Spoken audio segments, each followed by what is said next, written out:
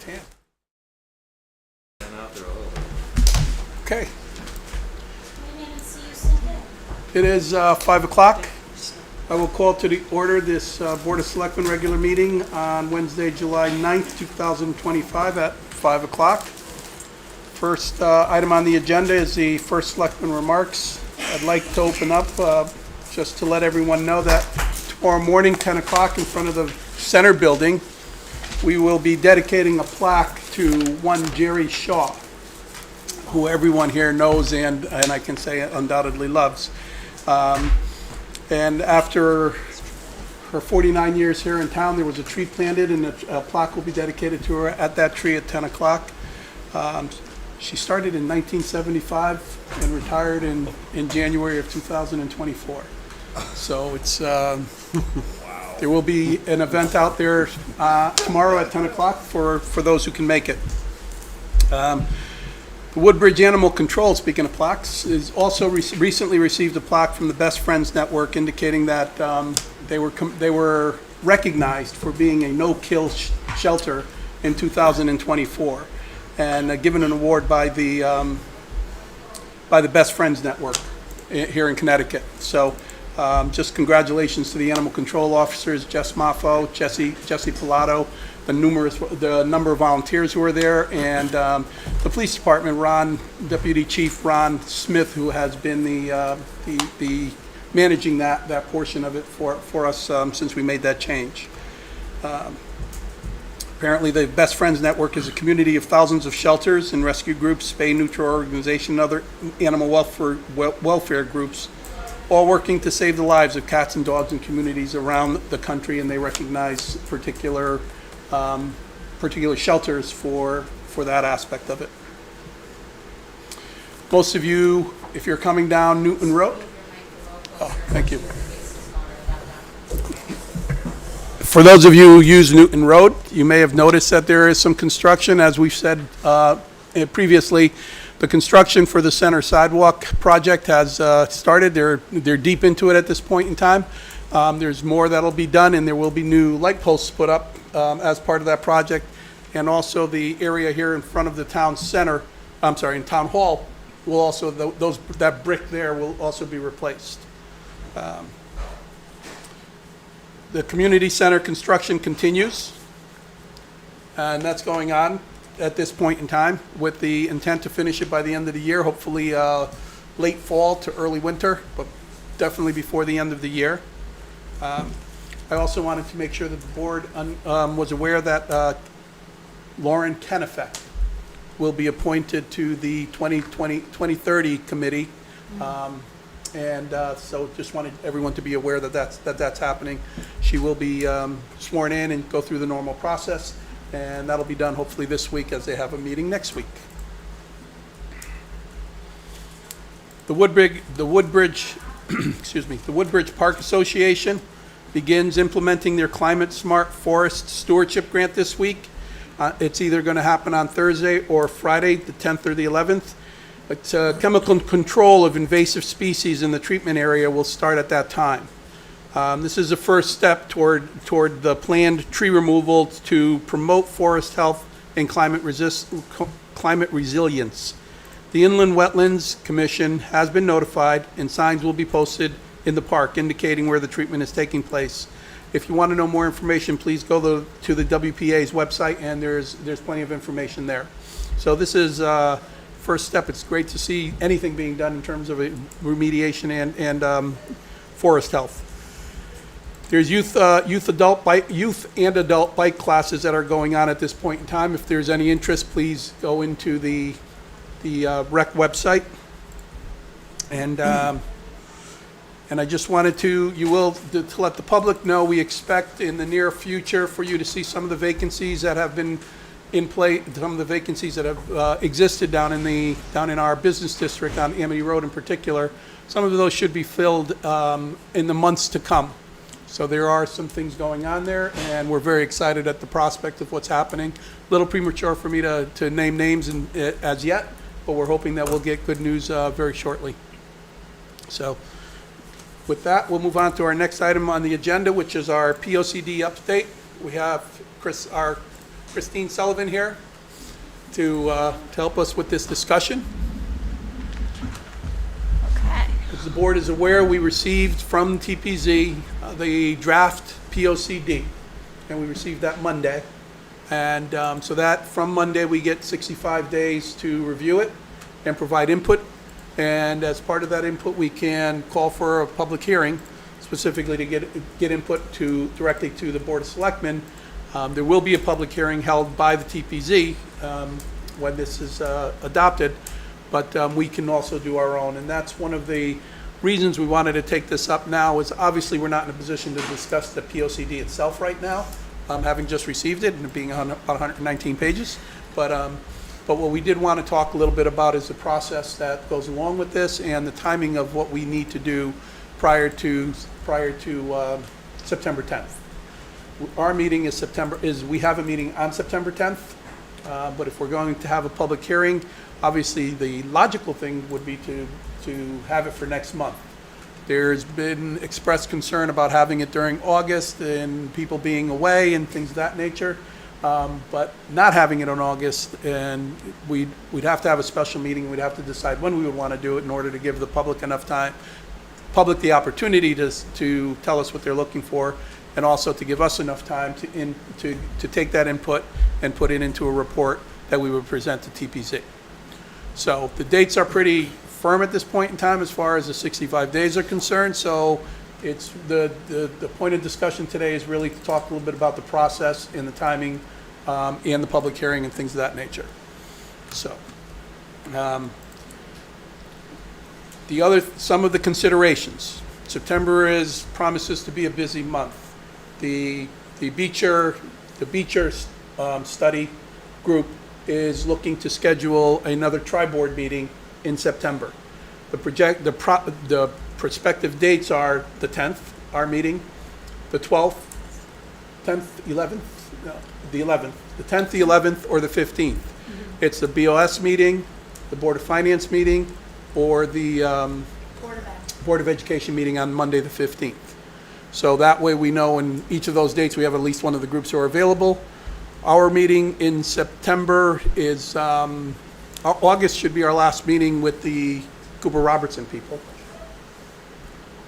We were talking a little bit, we'll get into the charter revision and things of that nature later on, but so that's the reason we want to talk a little bit about how we want to arrange this from a September standpoint. Because if we were going to have a public meeting outside of the 10th, that would be a third meeting for this board during the month of September.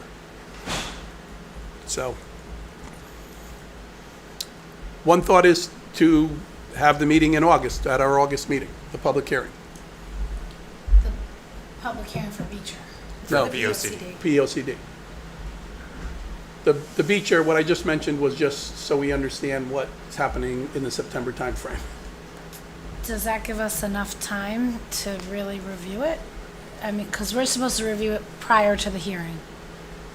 Gives us a month, yeah. Yeah, little more but than a technically we month. have 65 days. Correct. We have I 65 want those days to 65 provide the days. report. We have 65 days to provide the report. We have to provide the report by September 10th. And is the report supposed to integrate the comments from public hearing, or? If that's what we wish, that's up to us. That's up to us. The public will, during this time, have an opportunity to comment online. Correct me if I'm wrong, That is Christine. correct.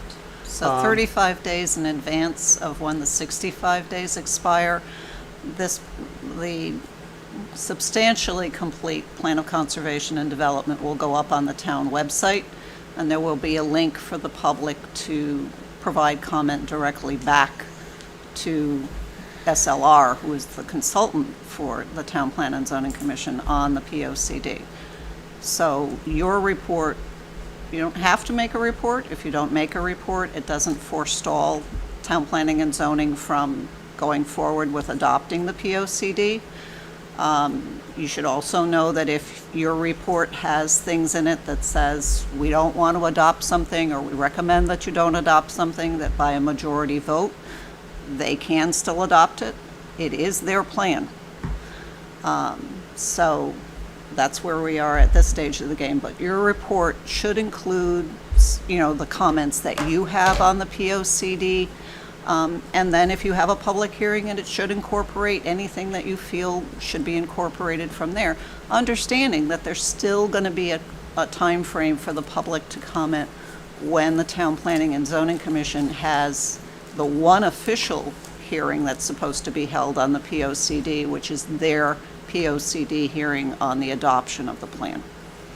So the public gets a couple of cracks at being able to comment on this. Christine, can you tell us, has the TPZ set that public hearing that you No, mentioned? they have not set it yet. Once the 65-day period closes, which is by which you have to submit your comments at the same time, we've sent it off to the Council of Governments, and they have to review it for compliance with the regional plan.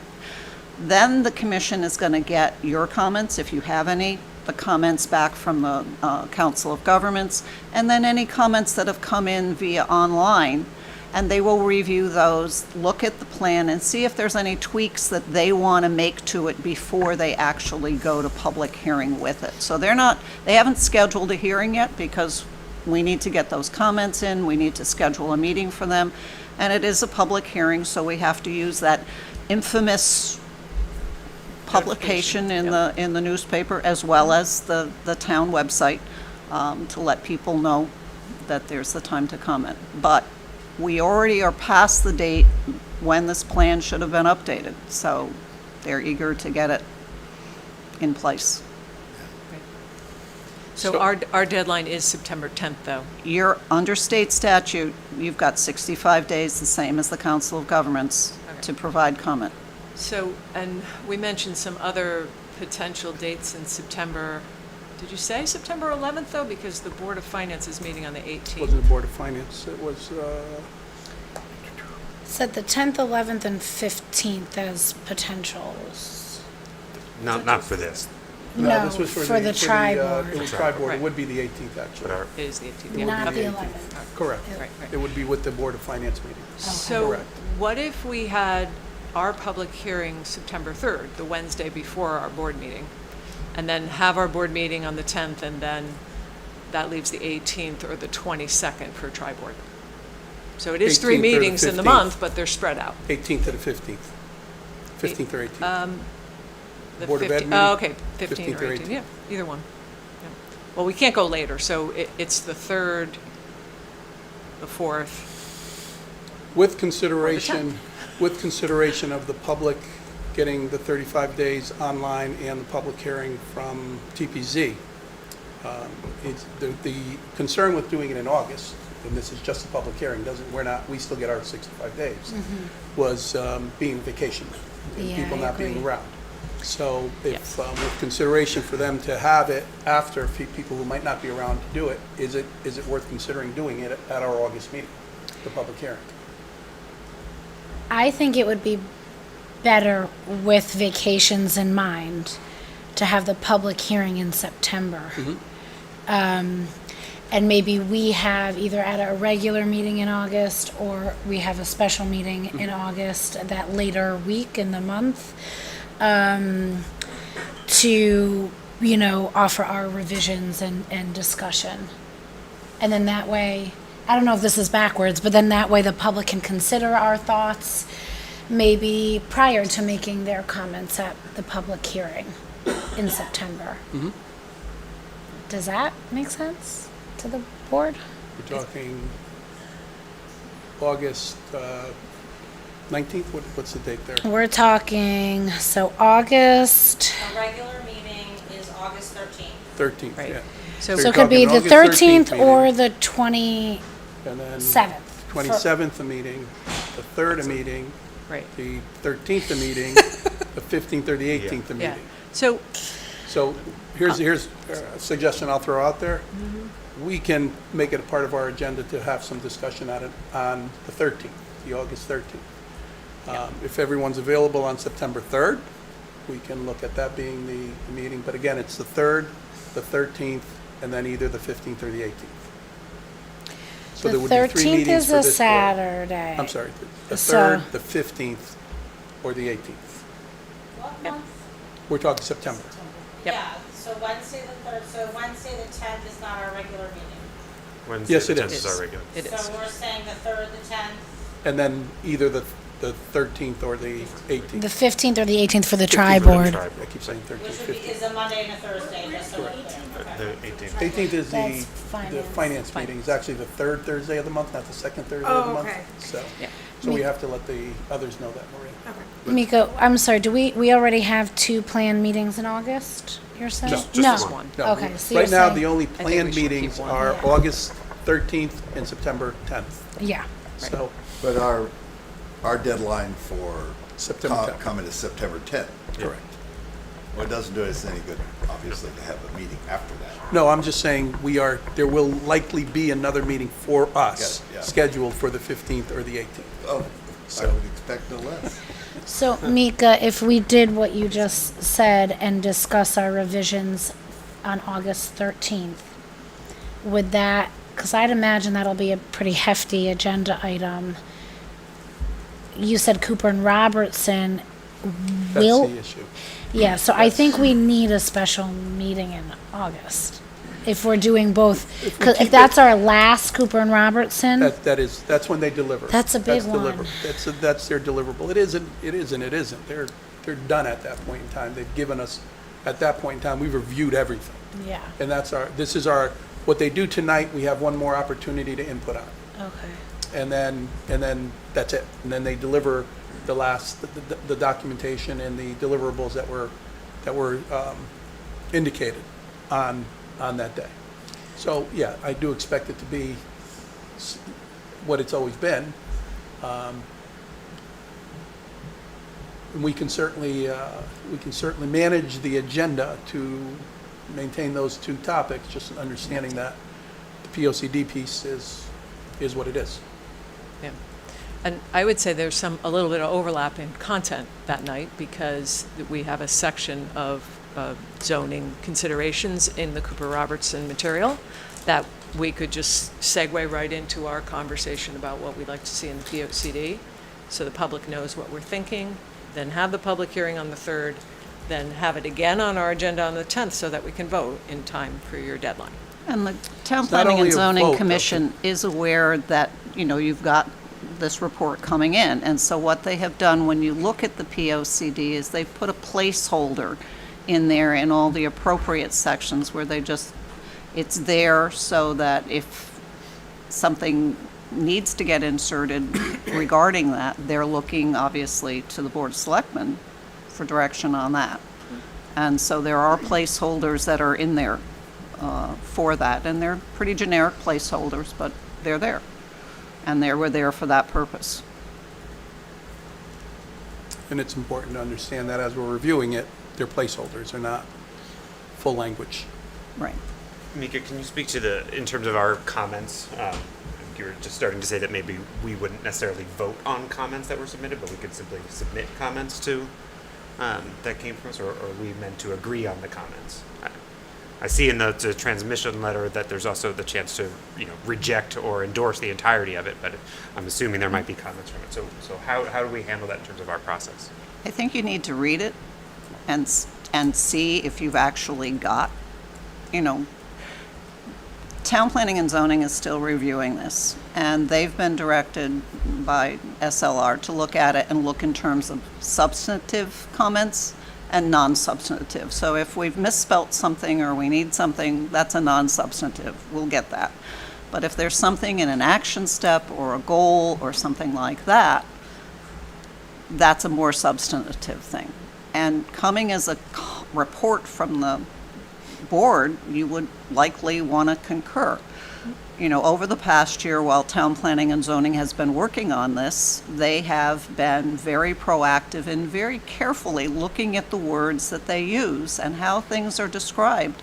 And it's not, it's a consensus that's created that report. It's not one individual, directing something somewhere.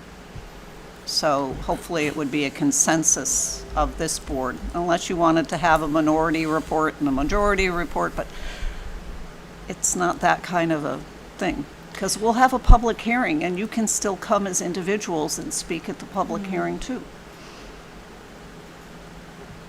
Can we though? In this case, it's a little different. I don't, But just in thinking in terms of our process, we've got our meeting set on the 13th, and we can have discussion and have comments available. Yeah. I just wondered from our end how we wanted to manage that process. One of my concerns with the 3rd is that if you do receive anything, you have to have that put into a report to deliver on the 10th. So it's a week Right. you mean So- from the public. from the public. If you hear from the public on the 3rd, by the 10th, you have to incorporate that. If that's what we feel we need to do, we'll have to have that discussion on the 10th and incorporate that. But then, if you're meeting at that point in time, how do you incorporate it into whatever report and get it to them by the 10th? So the timing is unfortunate because It is. The 65 days are just 2 months of summer where there's less activity and less I public know, engagement. and so why, well, it's couldn't we have received it a month later? Because we're already behind the schedule for it anyways, so. we have, I mean, maybe, but we've received it when we received it, right? So we're on the Was- clock now, these 65 days. Addition- That's unfortunate. I wish there was more. Driven by statute at this point. Right. At And also, this point, but it it's also wasn't No, as we of missed the Monday. statutory So why deadline. did we receive it on Monday? Because it was on last week when they finished when they It was June completed. 30th when they When they finished completed their the- review and found it substantially complete. Yeah, So it was would a have week been after. nice to have engaged in this conversation then, but I guess I'm wasting time by talking about that. So now that we are in this window, I just don't think we can host a public hearing in August. Was that part of the discussion when finalizing this Yeah. report, There's just no that room in September. they realized they were going to deliver it in a way that really hamstrung us for public I comment? think they didn't think they were hamstringing you. They were looking at getting it to you at your regular meeting in July. We did expect it, and they did tell us that they would deliver it in the July timeframe at our last meeting. So they've been putting it together, and as Chris mentioned, we are behind schedule, so it was rather sooner rather than later. It was asked when we would get it. We said we expected in the beginning of July. Of course, we I didn't must then have missed think. that. I must have missed that too. I feel I feel fairly strongly, in light of all the public comment we've received On the POCD? on several topics that I think are related, we can't, we have to make it as convenient and easy for the public to be engaged in this. So if that means it gives us a shorter period of time to integrate, then I think unfortunately that's what we have to do. Anything we do is giving the public a greater opportunity to input on the POCD than there has been in the last 40 years. The last 4 POCDs, correct me if I'm wrong, there has not been a public hearing by the Board of Selectmen with regard to the POCD. So what we are doing as a board by saying we want to have a public hearing at all, we're doing more than's been done in the past. That's not to say that we should do it in such a way that is less or whatever, Well- but all I'm saying is that it's keep it in perspective. It's an opportunity, and we want to take the opportunity to give the public the opportunity to come in and speak their mind in regards to POCD. That said, we have to do it within the limits of reason, okay? Yeah. So let's be reasonable in terms of that's why we're So- having the discussion. Is September 3rd reasonable to have the public hearing? That's really what That's it our was. question. So, and I would offer- That's pretty I late think if it we've got a is. September dead. I'm not- I think it's the better of the two options, personally, rather than August. I think September 3rd, and then we incorporate what we incorporate. We're under no obligation to incorporate every single comment. We'll be there, hopefully, all of us, listening. We'll incorporate, and then we'll have our discussion on the 10th and finalize whatever our input's going to be. It's a week. So I would offer just the September 3rd that week. It's the second week of school, which is an extremely busy time for families in town. September 2nd, Monday is Labor Day, or September 1 is Labor Day. September 2 is the TPZ 804 fountain hearing. So then you'd be creating September 3rd, you'd be creating another hearing on this. Yep. It's a lot to do, to pack in that week, so I don't think it actually offers more time doing it in September. I think our August meeting is the better choice, but You know, I think the it's been a good process to this point with all the opportunities for input to TPZ, a lot of work. I'd hate to think that we didn't offer an opportunity that we could deal with that involved public comment. And I'm kind of leaning toward the idea that, not everybody vacations in August. So why not? I mean, that seems to be the time that maybe we don't get everybody, but we don't ever fill this room either. We're not talking about 9,000 people wanting to talk to us about it. The people who want to talk to us about it will probably make public comment. If they miss our hearing because they can't be here, that's not really anything we can control. All we can control is trying to create the process that's consistent with the planning that's gone in. And I think if we don't have a public hearing, we're neglecting our kind of responsibility as selectmen to hear people.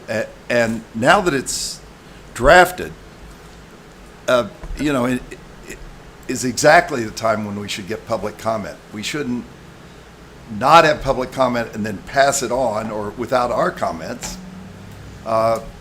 We did exactly that with our housing thing, and it was with our housing plan, and it was very flawed, and we know that. And it's been pointed out to us multiple times since then. And I remember distinctly at that meeting that a number of selectmen were asking for time for the public to comment because there was no rush, but we, rushed it. And I think that if It we was a continue, request by the state to get it in by a particular date, but that. and we were one of the 40% of the towns who actually got it in by that We date. were, but we did Yay! get it in by the date. Oh, at the expense of our credibility and our opportunity to give the public a chance to comment on what was a flawed document that we put in. So I don't want to do that Arguably. again. I want to have our shot at it. And I would The- like to just set an August date for the hearing. So would the 27th work? Because then we're back in school. Is there any reason not to First do it week on of our school. August meeting if we? It's the first week of school, but more people are here, and there's not all those conflicting hearings. What's the difference of doing it in August 27th versus the 13th? Because Well, more people would and not be vacationing the first week of school. We will not have had a chance to talk about it substantively unless we're going to do that tonight, which we're not prepared to do. So I'm more comfortable doing August 13th and then the public hearing on the 27th. Yeah, that's what I was, that's Does what that I was. work? That's what I was saying, Yeah. posing. The It's adding a 27th, people are meeting. back in school? It's the correct? first I don't week know of when it school, starts. which I know is an adjustment and is stressful. But, Steve, you pointed out Yeah, if it's better than the third. astutely the stress of that first week of September. And so I think relative to that, it's a less stressful week for families. I just offer, the first week of school is one of the most challenging weeks for me as a parent. I don't want to speak for other parents, but I you get- get 2 half days at Beecher. I don't know what middle No, school it's- does. Monday, it's- Tuesday are half days. You've got new schedules for everyone, new rhythms. I think. Well, that I affects cannot 1/3 of our support that. town, so Yeah. maybe we ought to I think about can't that. support that. But how as a how team. much of our town is vacationing on the 13th? I doubt that 1/3 of the town is going to be vacationing on the 13th, but there's no idea. don't know. No way we can know that. And that's kind of my point. It's what I'm I'll tell you. What I'm very much in favor of is obviously offering the public the opportunity based on what we want to do. In consideration of the different aspects that Steve has brought up, that Sheila's brought up, thought the 3rd could work until we looked at the timings of some of these other things that are happening. And the 27th, I don't know that it offers that much less opportunity. Or I'm sorry, it doesn't offer that much more opportunity. It's been a long time since I had young kids, So help me to but understand if both the public hearing and our discussion is occurring on the 13th. How would that work? we would have the public hearing and then we would have a discussion. And Cooper Robertson. And Cooper Robertson's last report. That's And I can crazy. check with Cooper Robertson, see if they have any latitude in terms of doing something at a different time for that exact reason. That's certainly something that we can take a look at. I vote, oh, sorry. Also, the public can comment directly to SLR for this 35-day period. Is that? There will did be I an hear you? online posting of the substantially complete POCD. Okay. And there will be a link for the public to comment. And the public has the public hearing that town planning and zoning will hold Okay. on its own. And with any hearing that they hold, there's open to public comment that's written, so that, they don't have to come, they can submit written comment. Right. And I truly would say, read it. They've spent a lot of time and energy. Of course we're gonna I read think it. it's, I don't live in your town, but watching how they've worked and working with SLR, I think it's a very balanced thing. And it's a guidance document. It's not the end of the world. And I think making sure that the public is aware of where to find that and how to submit that feedback, Yeah. in addition to to the hearings that come up, is important, because that's something that people can do after work, at their leisure, reading it, thinking about it, and submitting it. That's another avenue outside of the public hearing too, that gives people the latitude to do that as well. So if it goes out in newsletters, if there's any way that we can help to, When we did the e-news, we used the e-news for wasn't there a survey for Yes. the POC at one point? We were able to see how much interaction we got, and we had a really high survey response by getting the e-news last time. So we can put that, how to participate digitally in there, get that out. because I think that's very important too, making sure people know all the avenues that they can participate in, that it is not just at the public hearing, even though that is important as well. Yeah. Thank you. Allison, do we get emails in for public hearings that we also get to see in the packet, or is it only in person? No, so it wouldn't be for the public hearing per se, because we don't do that in like the town news blast, but like the POCD process, we've sent out in town e-news, and Tony Linsky's, even the mail to everybody's houses one, for example, because it is a community collaborative one. So we can provide links in our e-news updates to how to provide your comments digitally. We can provide them a link to an actual digital copy of the POCD, and we can add information about that in the mailed out newsletter as well to help. If they can't attend the public hearing, and these are the other ways we can help point people in that direction. Thank you.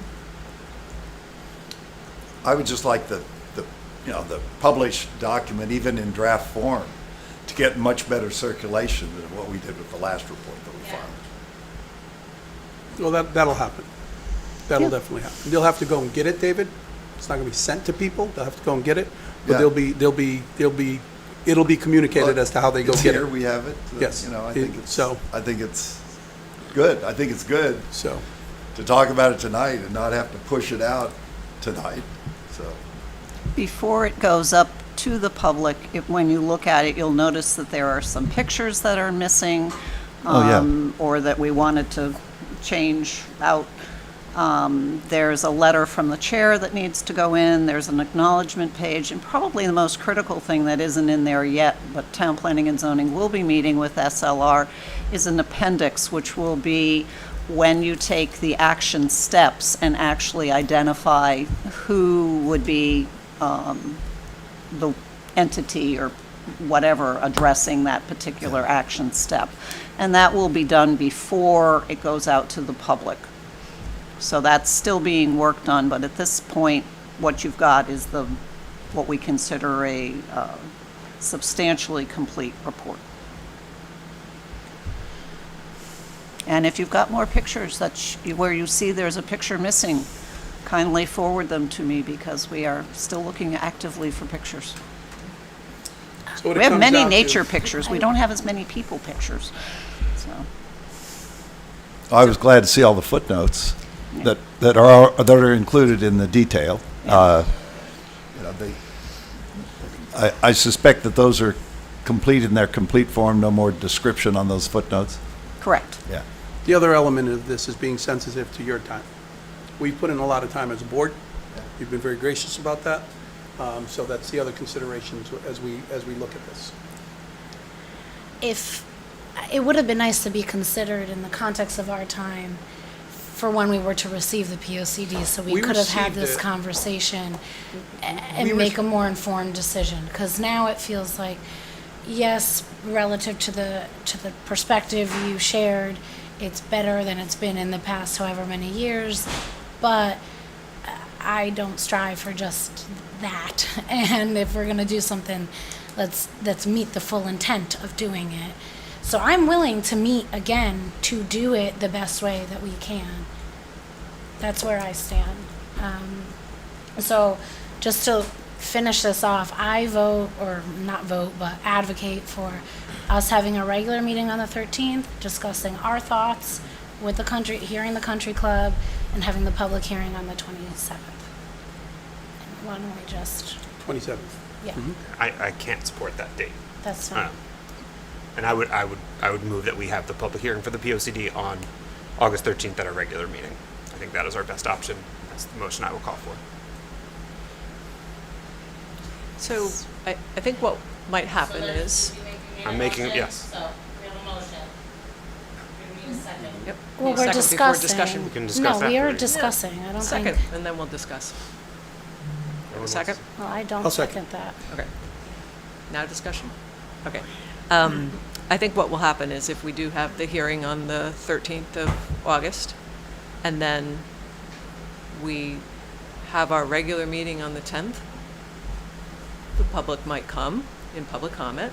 So as long as we have our discussion and potential vote after public comment on the 10th, we're giving people a second chance. It's On not a public September hearing, 10th? but it's public comment, and they can give us additional public comment on any topic they want. So that's technically a second opportunity for the public to talk to the Board of Selectmen before we make the final decision on what we're sending back to TPC. Maybe this is fine. So I'm not clear on the public hearing part.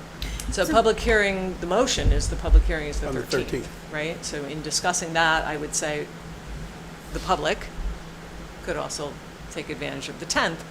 We'll just need to make sure our agenda allows for Right. potentially some public comment. So there's potentially 2 chances for public comment, Yep. plus they have the opportunity to submit their comments Yeah. online throughout the process. I mean, we could always hold open our public hearing as well. I don't know if we do that. How long is a something public like that. hearing? However, However, As long as so it people. could be, we could, Not a You lot know, of you're- difference. It's, the it logic makes- here isn't adding up to me in terms of being thoughtful of our time, because that could be a 6-hour meeting with public comment, BOS, It makes the August country meeting- club. Yeah, Right. the country club, I would look to see if we can move. Country club, I would, however, there's still But our it's discussion. relevant to the POCD. I don't really want to push that back to after. It's delivering a final document. Tonight, you're learning what we're going to do as far, what Yeah, the recommendation But the is. final document, wouldn't you agree, is relevant to the POCD? I don't think they're, yeah, well, Yeah. we're receiving it tonight. We're seeing it tonight. Well, no, Tonight we're is- receiving it on August 13th. Where tonight is their final presentation to us. We can provide them input after tonight. We know, we've been working on this for a year. We know what the Cooper Robertson report, 90% of the Cooper Robertson, 95% of Cooper Robertson, we know what's in there. So, it's. The public might have comment on how the role the country club plays and that plan And- plays on the POCD. And we have time to consider that comment. They'll have time to come in during that meeting for, if we have it on the 13th. We'll have a public hearing on the POCD. They can go online now, and they will have additional information after today in regards to what the Cooper Robertson report says and offers and it includes. So there's a small percentage of change that is expected between what they present tonight and what we have in August.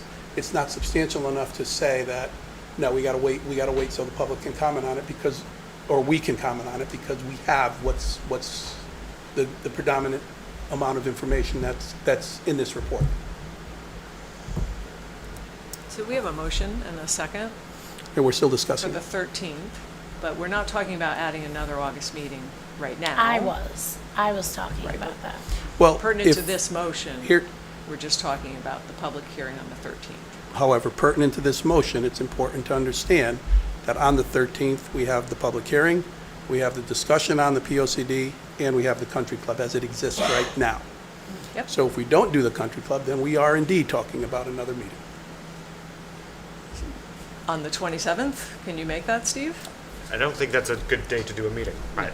I don't either. I'd prefer that we just have the 13th and have all 3 items on our agenda, and nothing else, as much as possible. Even with nothing else, Well, that's there will be substantial. an We will have public appointment to comment. Board of Finance. There has to be some other stuff. And even without anything, you It's a know, long meeting, it's but- still that's a lot to, No, there are times No, that we you, haven't had we're the only meetings. board that's had So- August meetings It, in recent the times. reality being that we've had many times when there was no August meeting. for the Board of Selectmen. Yeah. It- I Previous thought- boards never met, they all recessed in I thought so. August. Yeah, Okay. yeah. Not this board. So couldn't we limit the August meeting to just those things? Because in the past, we've gone without an August meeting. Oh, we could. Yeah, and public comment. And So it's- the it 3 is- agenda items. Each plus of those public items takes an hour and a half. Yeah. Okay. That, It's a Or- and regular that's- meeting that's- for us. I mean, we've been talking Five-hour for meeting. 41 minutes just about when to have this. So I would imagine the POCD conversation will take longer than an hour and a half. Come August 13th. Maybe 30 minutes with your opening remarks. The real, in my mind, is, are you gaining anything by scheduling meetings at times that are also inconvenient? The only reason we didn't already put it on or suggest it for the 13th, or the 13th of August, was because of vacation. Are we making it any more convenient by doing it on the 27th when school begins, or on the 3rd with everything else that's going on that first week of September? If we're not making it any more convenient, then it makes sense to do what we would ultimately do anyway, is schedule the public hearing for the next Board of Selectmen meeting, and hold our discussions on that meeting as well. Well, I That's think- what would normally happen, but we were considering the fact that, okay, August is a vacation month, maybe we can move it. We don't have a lot of latitude in terms of the move, and the move doesn't buy us a lot, is really what I see. That's the reason I'm saying we bite the bullet, we do it on the 13th, and we go from there. I think that that's sort of the crux of it, is none of the other dates offer That a much whole better. lot more convenience or much better, given everything that's going on that week. And to Sheila's point, that also gives the meeting on September 10th for public comment, so really that's a second engagement, which I think is valuable as well. I thought it was more convenient for the public to have the hearing separate after we had our own discussion, after they saw the country club final presentation. They can integrate our discussion, that presentation. It is. They'd be here because it's the first week of school. So I was thinking of the public's convenience when I posed that as an option. And That's where I still stand, but Certainly- I seem to be in the minority. certainly not thinking of the public. Well, What you said is exactly the reason we're having the discussion, is because that's what we all thought could work. Mm-hmm. If it doesn't work, then we can't do that. It's not because we don't want to, it's simply because it doesn't buy us a well, lot. I don't mean this, Steve said that's a very hard week for him personally. That's a want, that is a want. So and that's more than reasonable to say and express. Yeah. And Yeah, I'm I able noted to for- say and express what I just said, so. I appreciate it.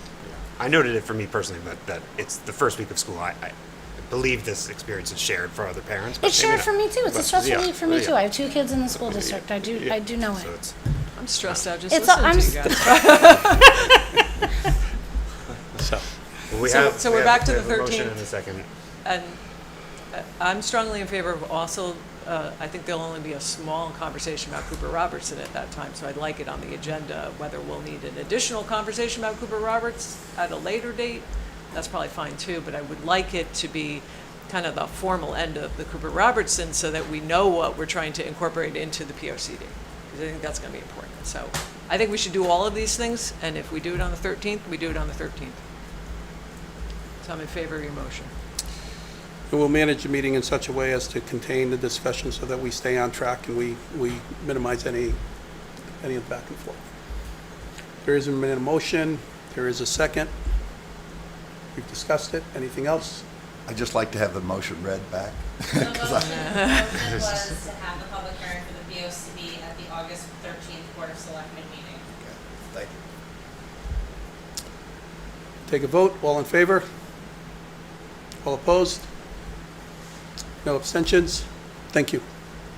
Next item on the agenda is the Personnel Committee update. Thank you very much, Chris, I Christine. appreciate it. And I would just note that Robert Collins, who is with SLR, is available and We will talked be about that. coming to your public Well- hearing, so you will have him here.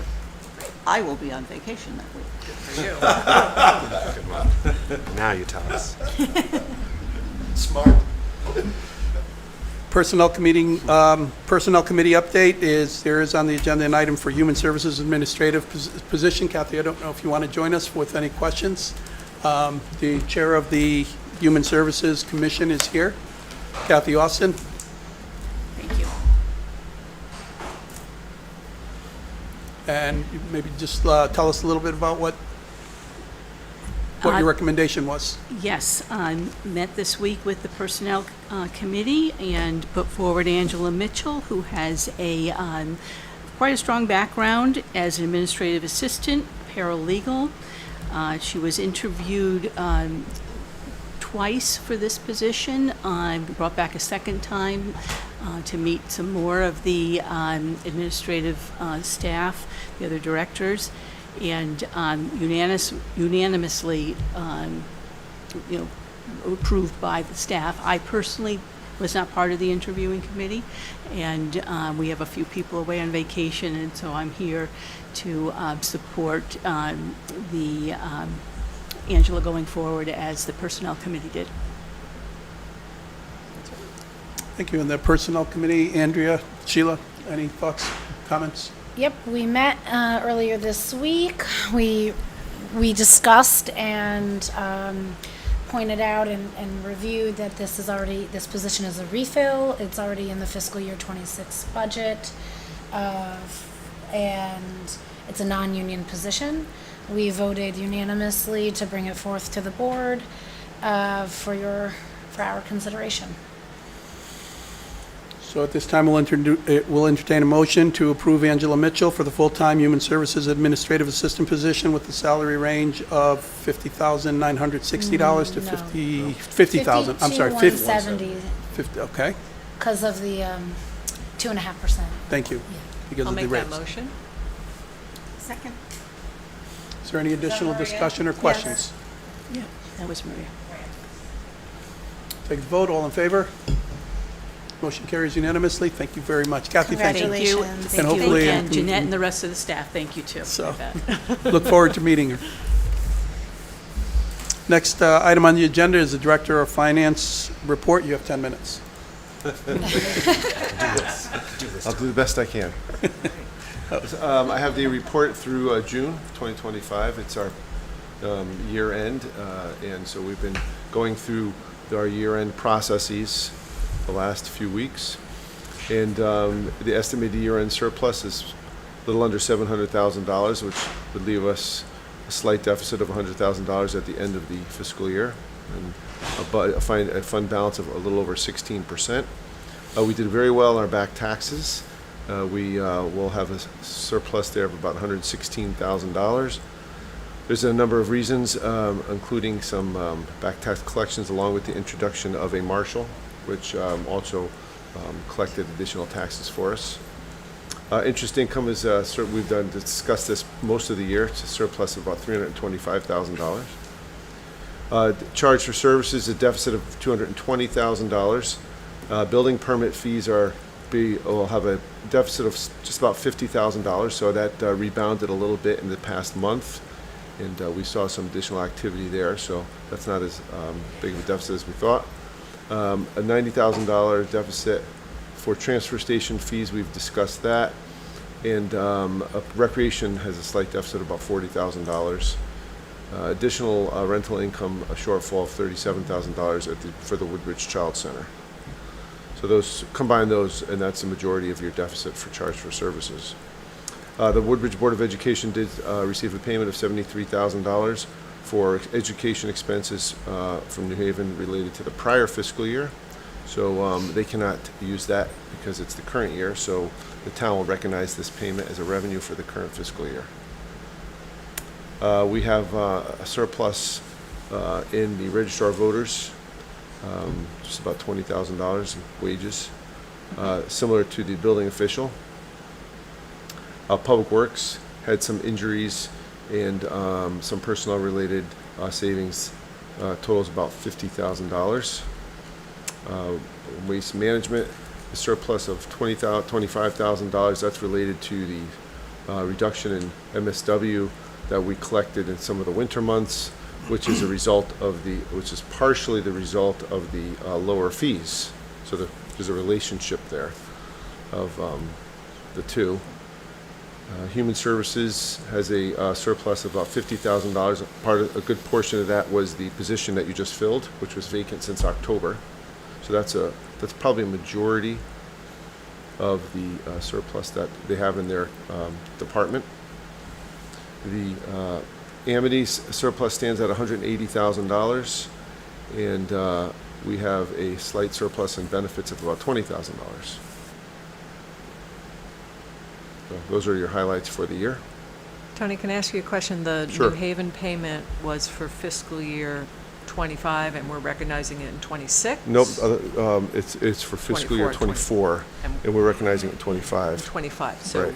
when you said this fiscal year, you're I talking meant about the this one you were 'cause- talking about, right. not the one we're in, okay. Right. Yeah, I Good followed catch, it, yeah. I followed it, okay.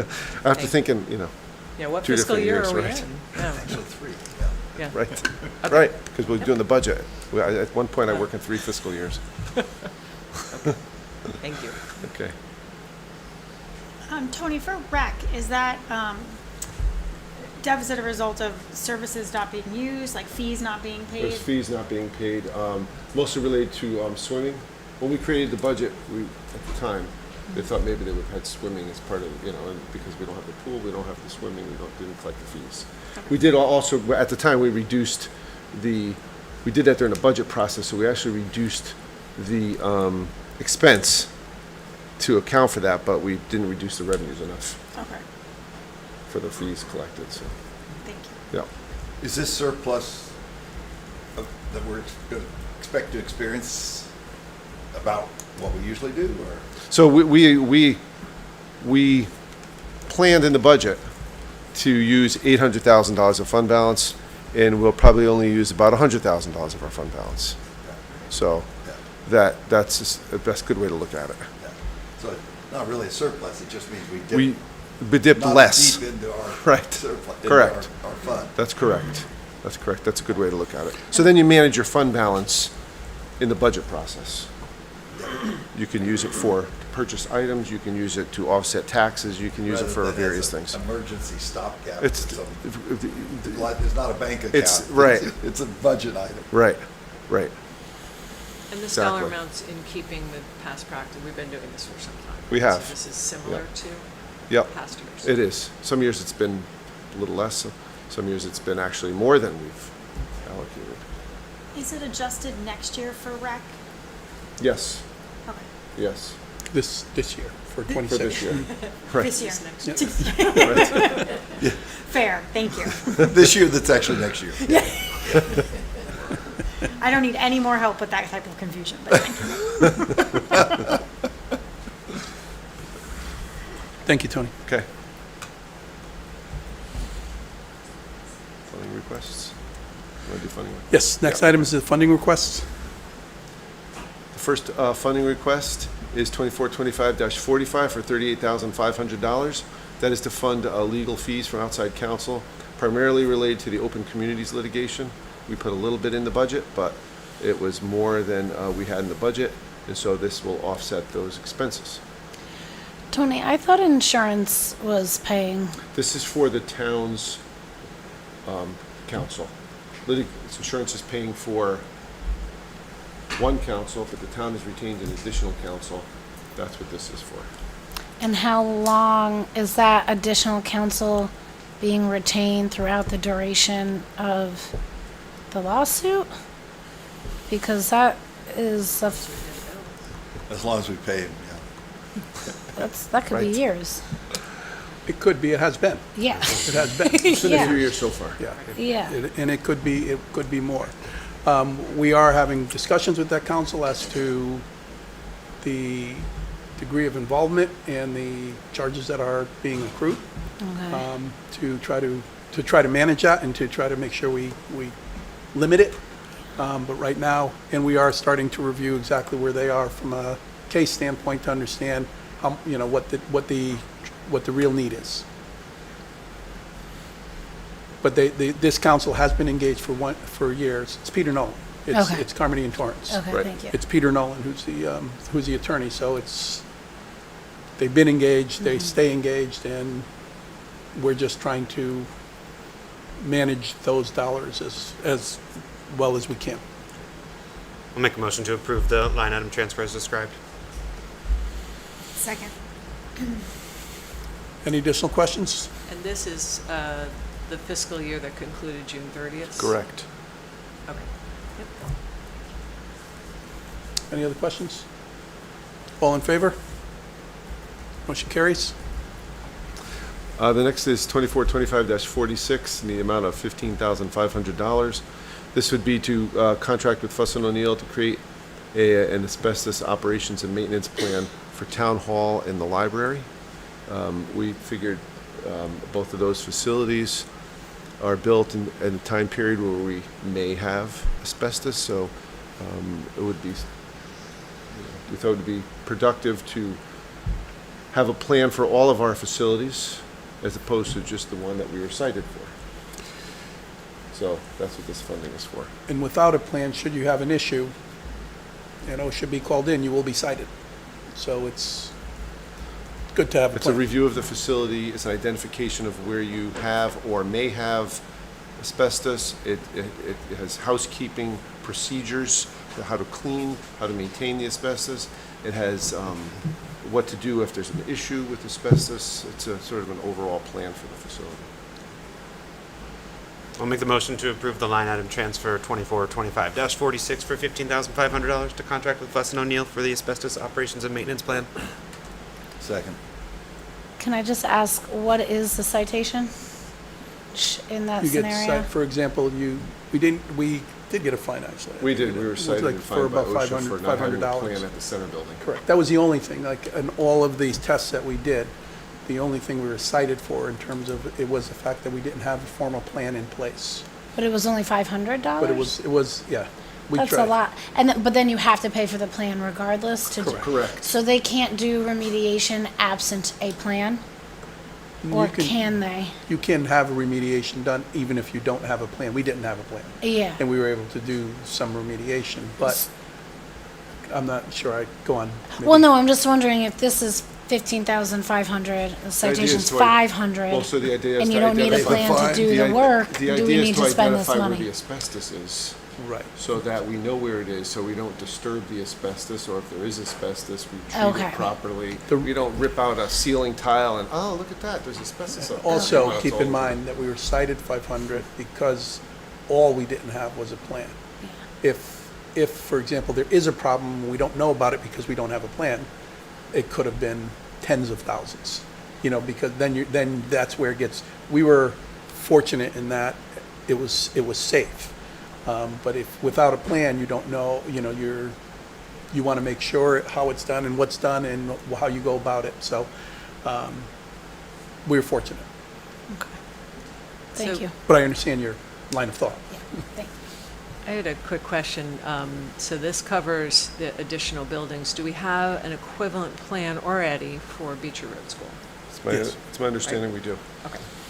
That's So that required. now that's that's- covering all buildings that are Right. of an age that might have asbestos. Right, correct, right. And the exactly. library is of that age? It's the old section of the library. Okay, not the whole. Not the rest of Okay. the new section. And the Community and Cultural Center must, right, as part of that process? Right. So that covers us. It's because it's, that one, we've taken it all out Yeah, as it's part of. Already. Because it's down to, According, right. good. Any other questions? All in favor? Motion carries. Okay, we have one more. This is 2425-47 for $11,250.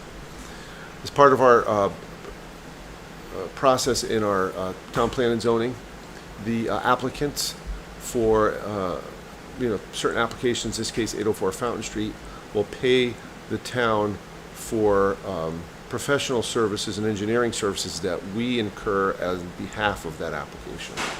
So we're using those revenue, those fees that they've paid to pay for expenses related to the application. So it's not tax money or town money that we're using here, it's just using the fees that were collected to pay for the application. It's like a bookkeeping thing. So this is the developer's money Correct. paying us, Our engineer. they're reimbursing us for the cost. Correct. So it's a one-to-one. Correct. This is a One-to-one. transfer from that okay. revenue line to Right. this line. Right. So I'll make a motion to approve the line item transfer 2425-47 for $11,250 as described. Second. Tony, is it ours, do we have staff or those are contracted? These are contracted Okay. costs. It's for a zoning cost and for an engineering cost. All right, thank you. Other questions? All in favor? Motion carries. That's it. It is 6 o'clock. We will move on to public comment, and then we'll come back to your bid waiver. So at this point in time, we are calling for public comment. Is there anyone in the audience that would like to provide public comment?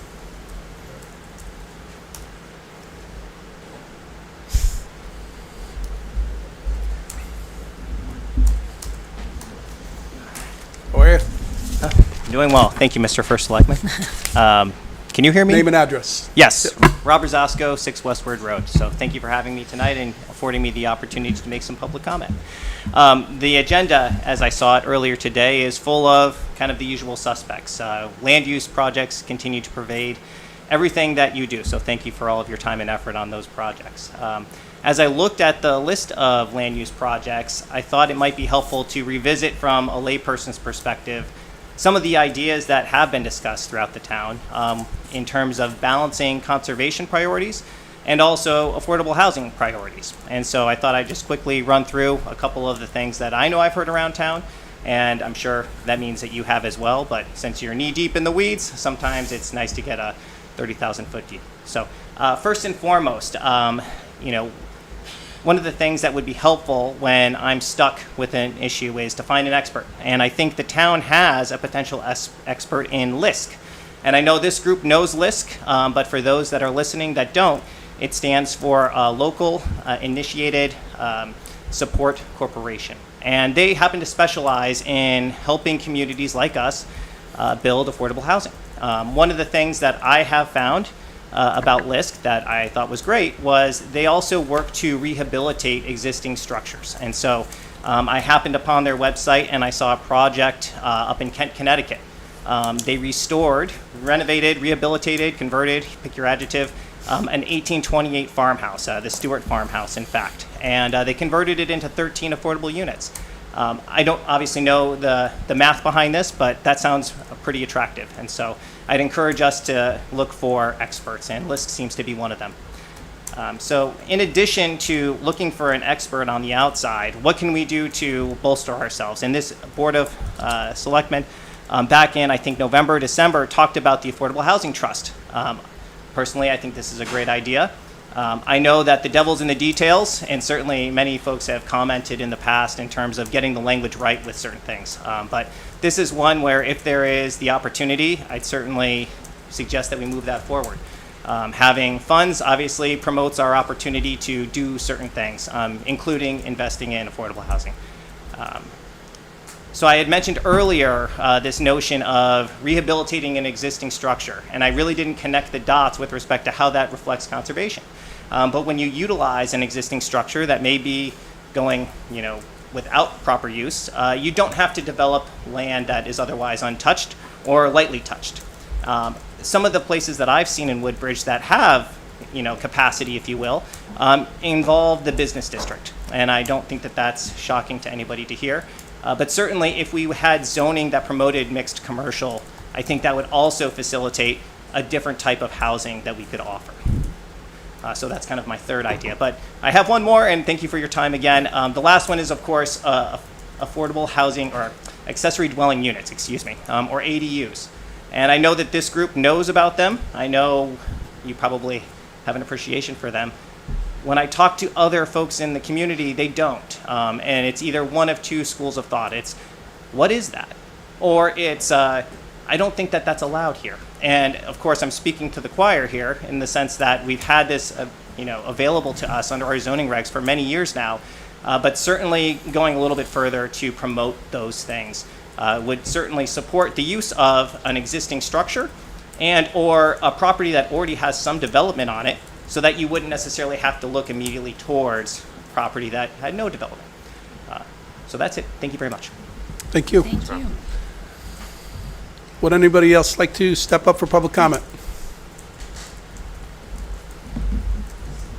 Good evening. Evening. Javier Vilas, 45 Ansonia Road. So as tax bills have now gone out, I'm sure most of, if not all of you, have probably heard from your neighbors and friends like I have, asking if there's a misprint in the bill. So when this happens, I'm immediately transported back to our May 7th meeting, when we met as the boards of selectmen and finance to discuss solutions that we could possibly implement to protect and mitigate the impact to those that would be hit the hardest. At that meeting and prior, I voiced my support for a phase-in approach that would create a laddered step-up approach to the new valuation instead of the cliff that these taxpayers are now being pushed off of. At that meeting, we were then told that we would not implement a phase-in approach because it was disruptive to the budgeting process and that the benefit just was not there. And I acknowledge the additional work that implementing such a solution would entail. But now as we as a town are looking for legal ways to now provide some sort of relief after the fact, after we missed the boat, to soften the biggest impact of the entire revaluation process, because now we can't adjust the mill rate. It's too late. I also watched the last meeting of the Board of Selectmen where I was confused to hear about potential research and pursuit of an exemption process. Was it exclude a portion of a property's assessed value? And the reason I was confused is because such a solution would largely provide the same benefit to those that really need it the most, just in a more convoluted way, and also, again, after the fact, after we missed the chance to soften the biggest blow. And somehow I was also confused that this solution is somehow considered less disruptive to the budgeting process for the remaining 4 years we have under these valuations. So that was also interesting to me. And I know this horse is dead. I'm not going to beat it any more than I already have. But pursuing a phase-in was not up to me. As a member of the Board of Finance, I know my role. I know statutorily those decisions belong to the Board of Selectmen. So shame on me for not pushing harder. I thought I made some compelling arguments. Some of those arguments were agreed to by the experts that Birch and Moses has on staff, so I appreciated those comments. But I think coming away from that meeting and the entire budgeting process empty-handed with no solutions is a failure in leadership. And I don't throw that out lightly, but many in our town are experiencing the pain of those failures that we together produced. And I appreciate the efforts that we're all putting in to pursue any kind of solutions that we can implement now after the fact, and I encourage that continued, but that's where I'll leave it. So thanks for your time. Thanks for your comment. Is there anyone else who would like to make public comment? I think so.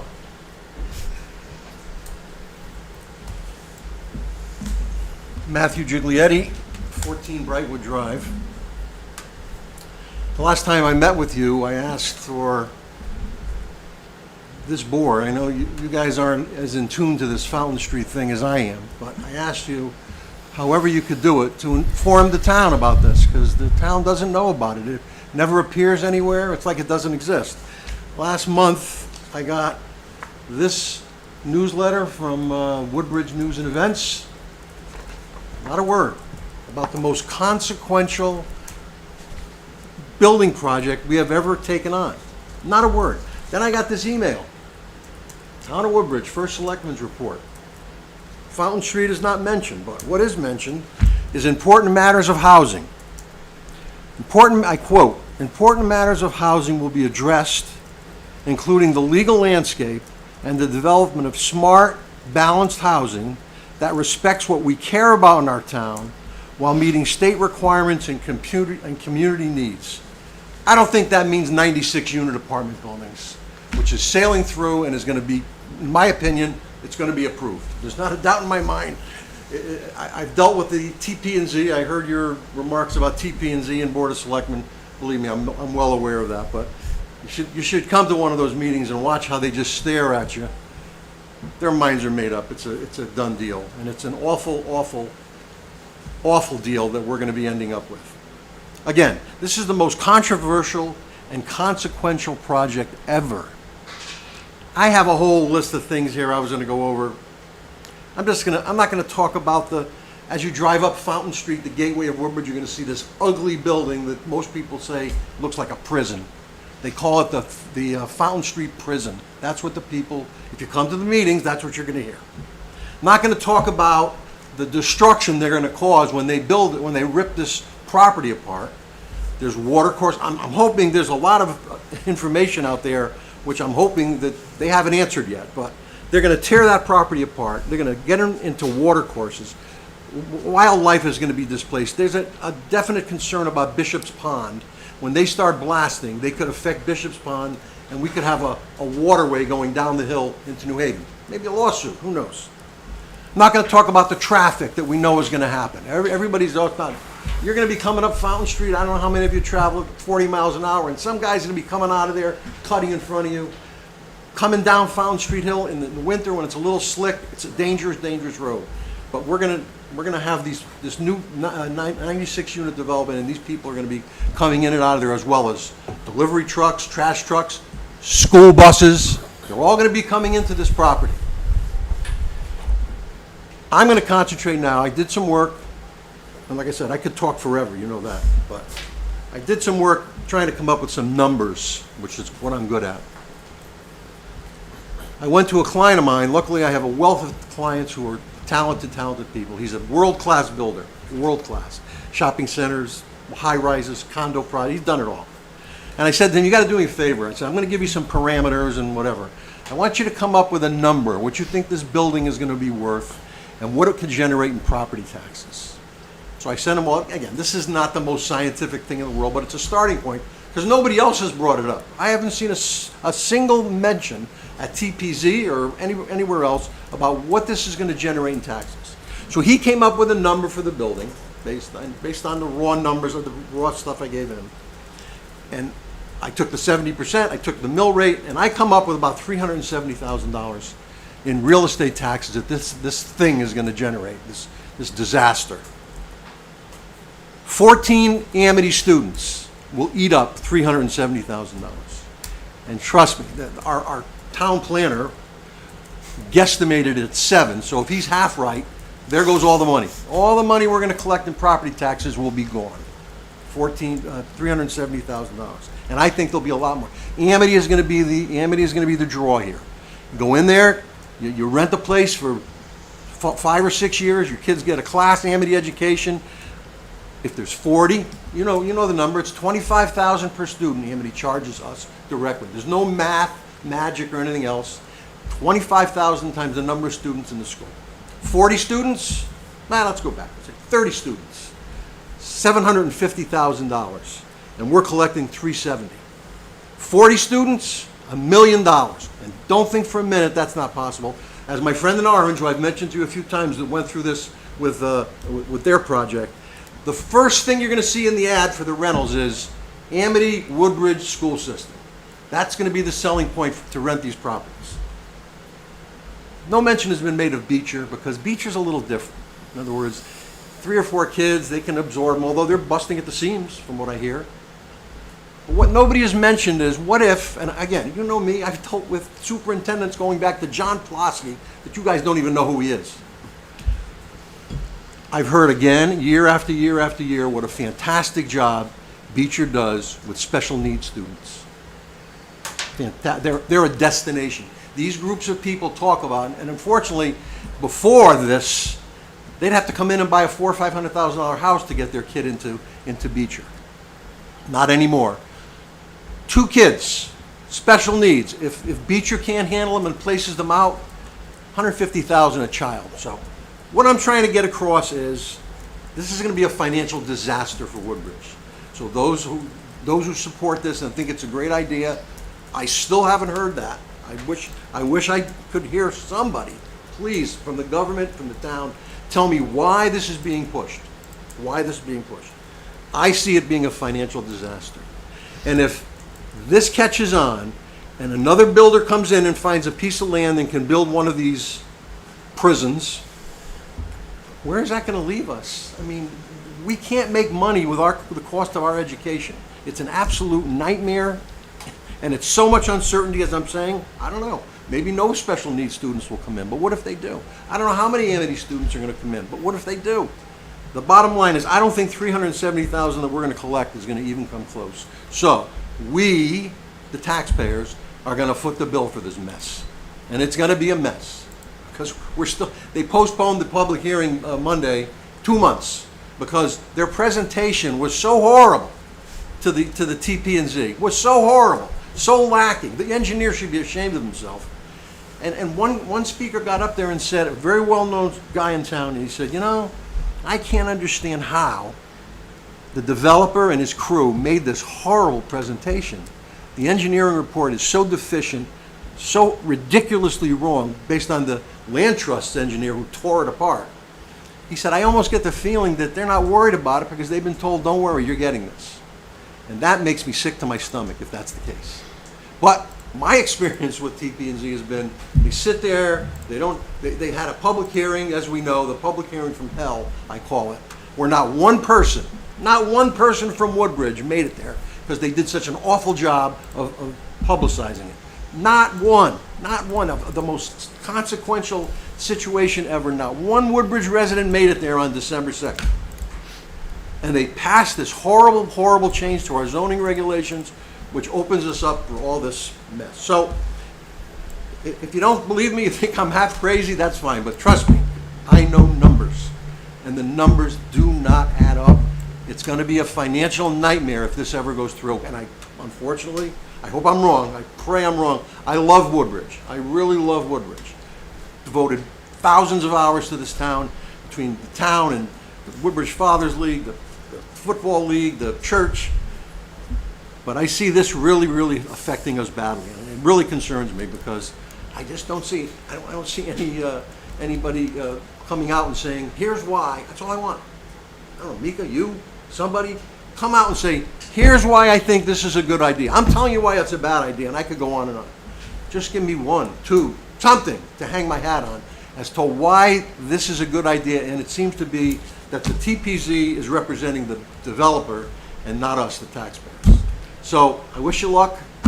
We're not going to hear from the developer until September now, when people will be coming in and raising questions, and this is going to push on for God knows how long.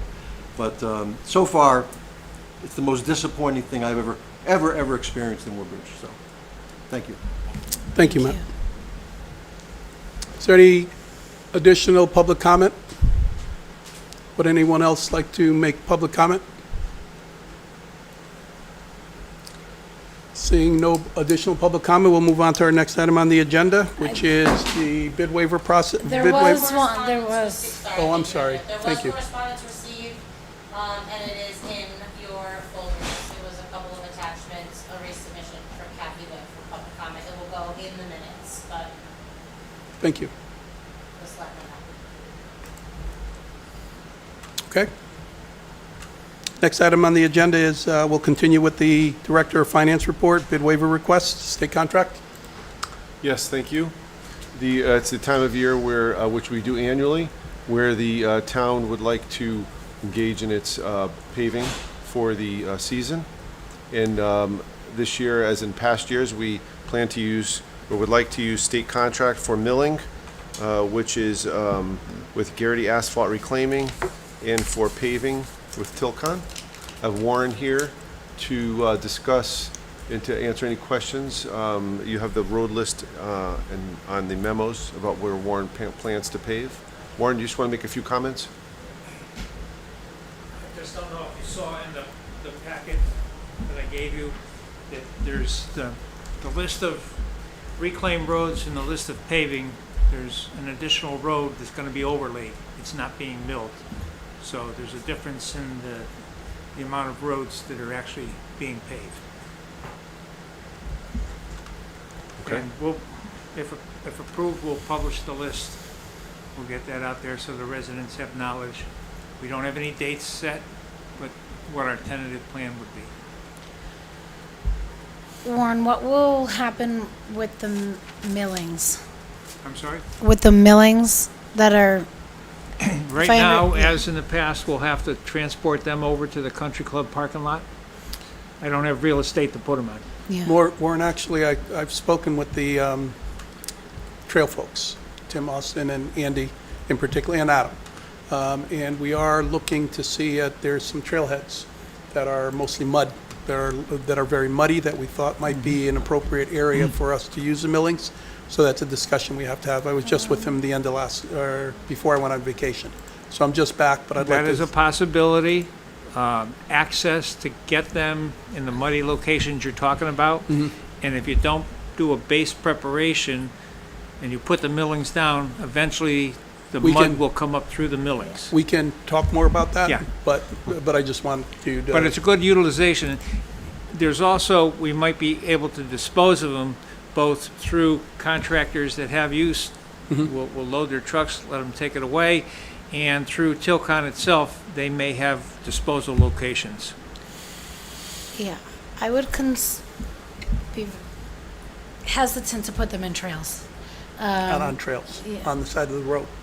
Oh, you said trailheads, so. The areas where people are pulling over to go onto trails, Okay, so it's a part of the roadway. We've done that in some of the locations around town. Right. Basically, a couple parking places. Right, Yeah. correct. and the water bars at Sperry Road can always use some of those millings. Those are in, Well, I don't know what they did. It was assigned to the crew to go out there, but we had a couple people on vacation. Yeah. So I don't know. no, but that, I'm just saying, if your intention is to maintain them, Well, we did use You'll them, never but have a shortage of need. sometimes you build those up, and what happens, it makes the cars difficult to go over them. yeah. And then some of the low-profile cars spot Scrape them out. I know, I know. Probably your I know. car. I know. So I just mentioned also that I know East Side Cemetery has at times had a need for millings to fill in some of their roads. That might be another opportunity to I don't know give who the back to property community. manager over there is, but that would be an ideal location. I will put him in touch with you. Okay.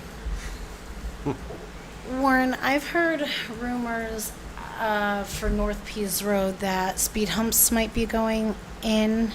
If you're aware of that, if that's taking place, would that be occurring at the time of paving? No. Okay. That has to be done as an aftermath because it disrupts the process of laying the asphalt down.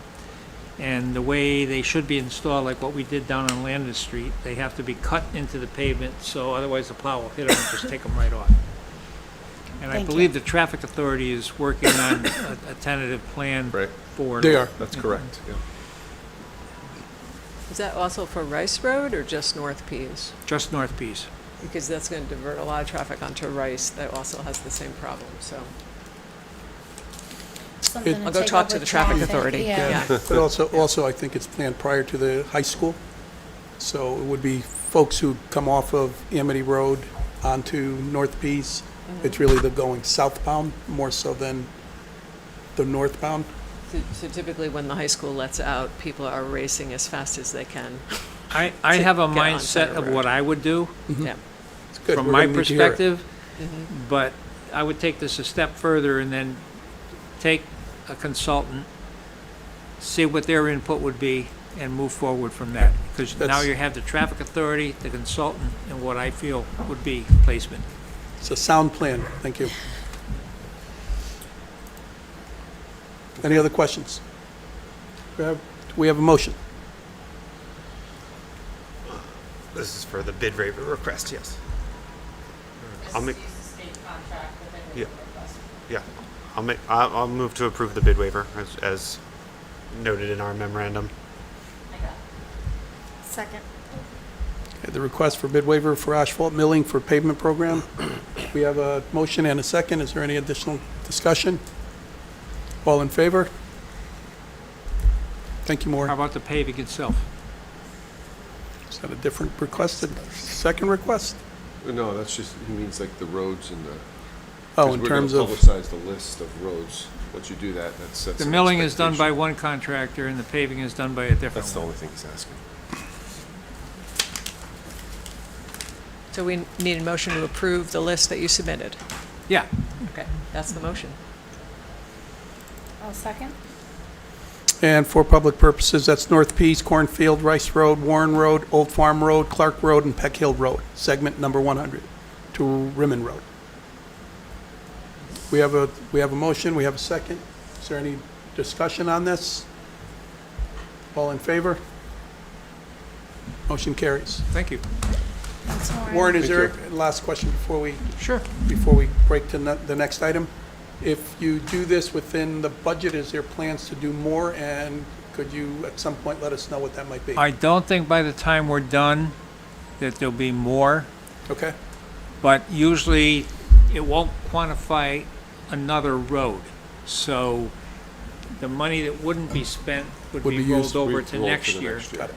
Thank you. Warren, Thank you, will Warren. it be done before school commences, at least North Pease and Cornfields We don't and have a lot of Rice? structures, but the timeline of the contractors to come in is the big thing. Okay, so you don't know yet, the No. timing? Okay.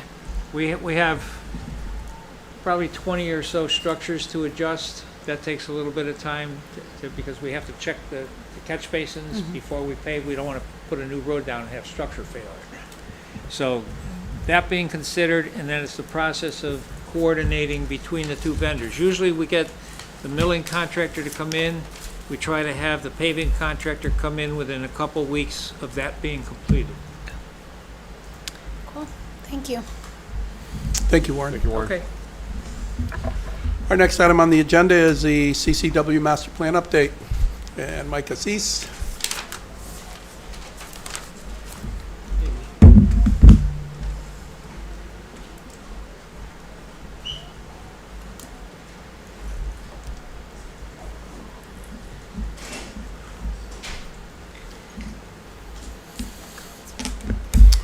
I take it we're using the screen mic? The presentation's already there, I just got here for you. Oh, I know. I was told Karen, I was dying laughing yesterday with John today. I was like, oh, we had to postpone it to tomorrow, and I'm writing up the Facebook post. It was like, the summer concert would be Wednesday, July 9th at 6 o'clock. So I was like, oh, you know what else is Wednesday, July 9th? Yeah, you can hear the concert behind me. It sounds like fun out there. I know, what a tease.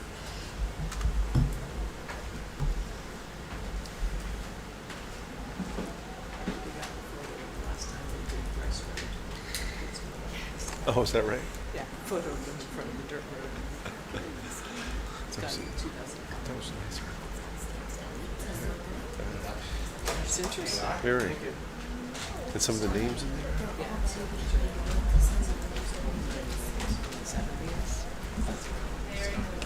Yeah. Okay, thank you.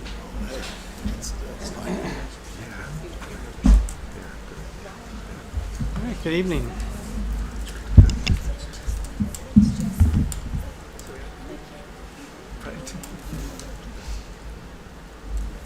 Okay, Hello. hi.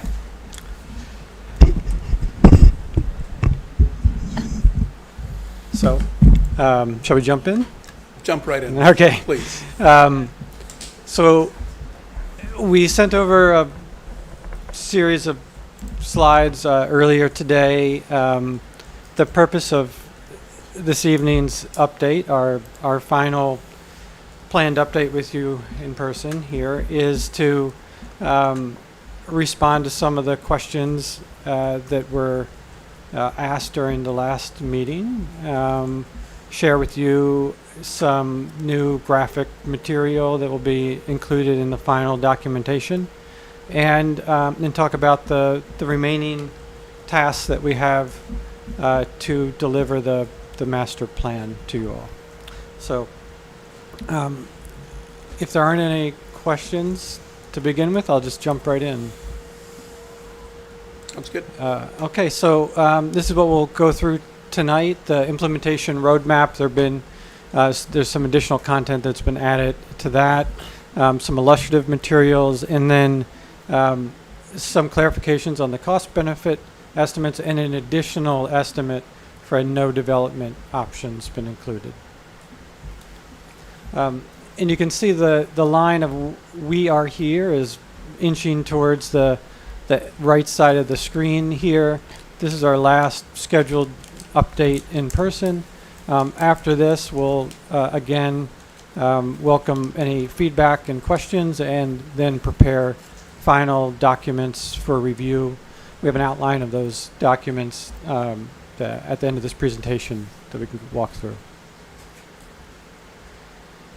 So just to recap where we left off, this is the comprehensive land use strategy for the property.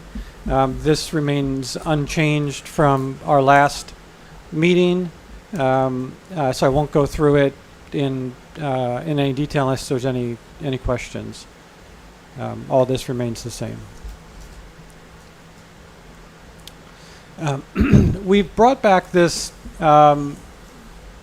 collection of images that we've shared with you over time, because I think it's a helpful thing to see them all together. This is really the kind of sum total of experiences that the land use strategy is proposing. You can see the prevalence of green, of open space, of the things that people love about the site today remaining, and being improved over time. And the idea that if there was development here in the future, that it sort of nestles within that and stays along the edges and tries to complement what's there, not compete with it or overtake it. And I think another thing that's, and there are a couple of things here that resonate with what we've learned about Woodbridge, is it's a place for all generations. It's a very family-friendly place. Like the concert you have here out on the green, it's a place to come together for community events throughout the 4 seasons. So it's a place that can remain active and another cherished part of the community.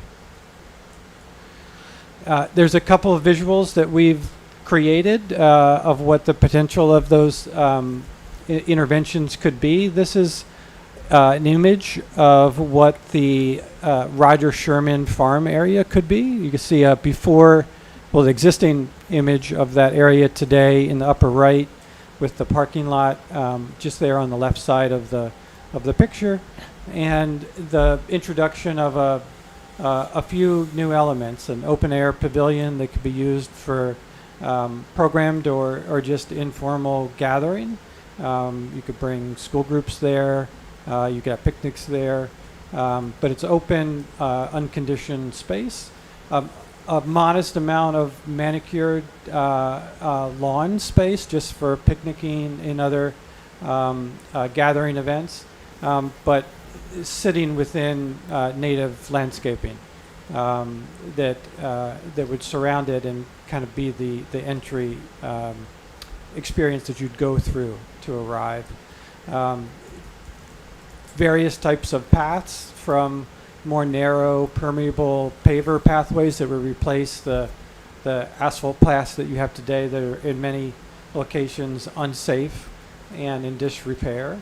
And in the back you can see a couple cyclists on what we've been referring to as a multi-purpose pathway, one that could be wide enough to provide for emergency vehicle access or access for your parks and recreation staff. So a bit wider and a bit more structured in the way that it's built.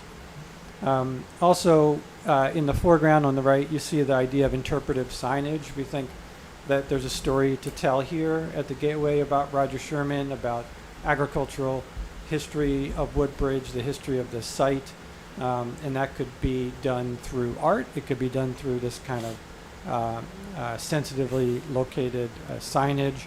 The Roger Sherman farm structures are kind of behind the trees on the left, so you don't see those areas, but we think those would be areas that you could have additional signage and maybe some outdoor art or interpretive elements.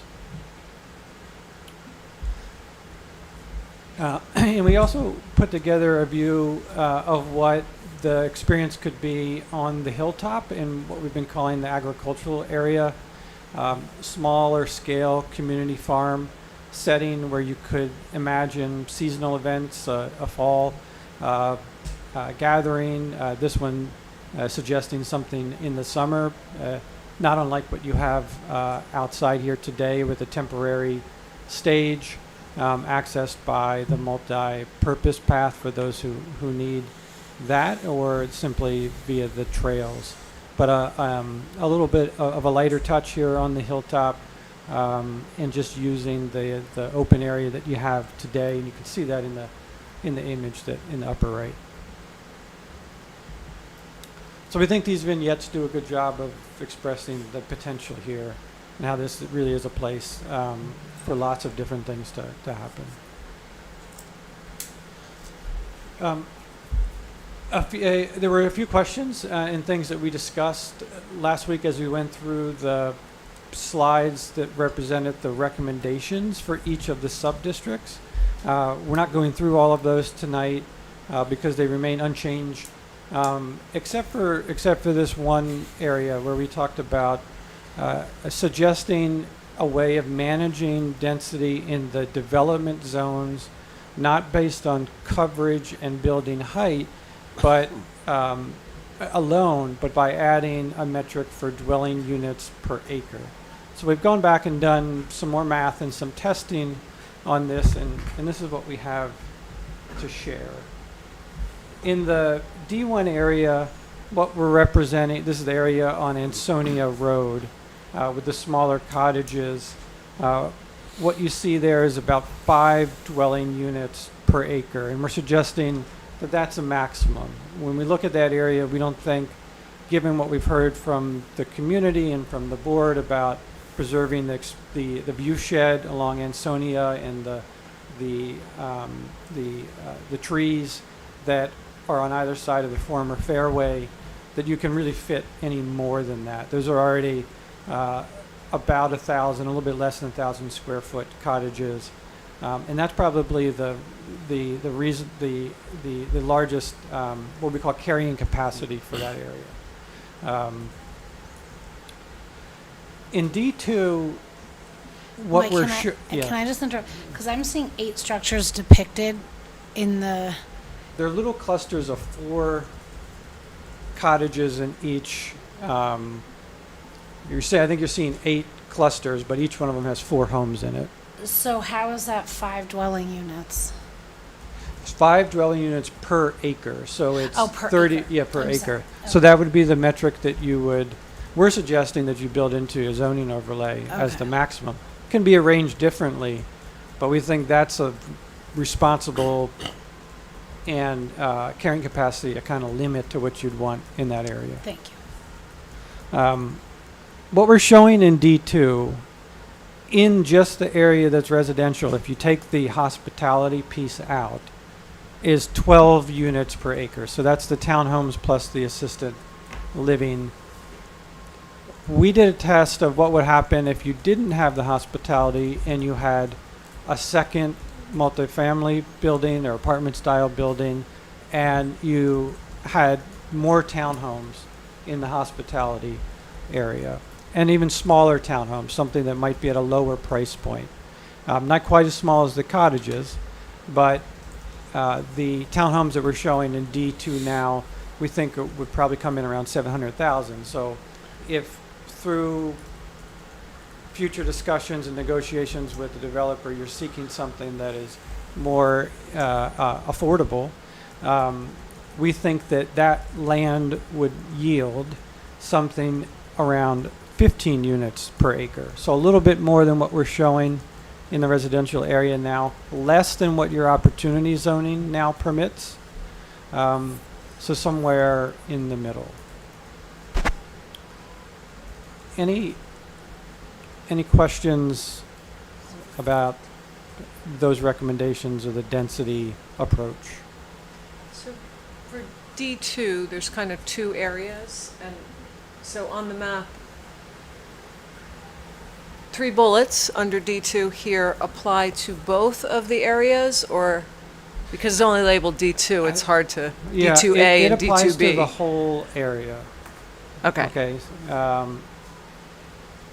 You The will whole really have to D2 make area. this decision when you construct the zoning overlay. Would you want Right. to split that into 2 areas? I think that is too restrictive Mhm. for you. I think you're limiting the ability of developers to come in and have a larger, more profitable project and provide something at a lower cost point. So the concept for this is everything labeled D2 is potentially one parcel that Yeah. one developer would develop. Right, and they could bring in a partner developer if they don't do hospitality, but you, the town, really would like to see that. Or they don't do assisted living and you, the town, really would like them to do that. Right, so this is just one suggestion of what it might look like with those density That's right. recommendations. This has always been just the test case, a what Right. if.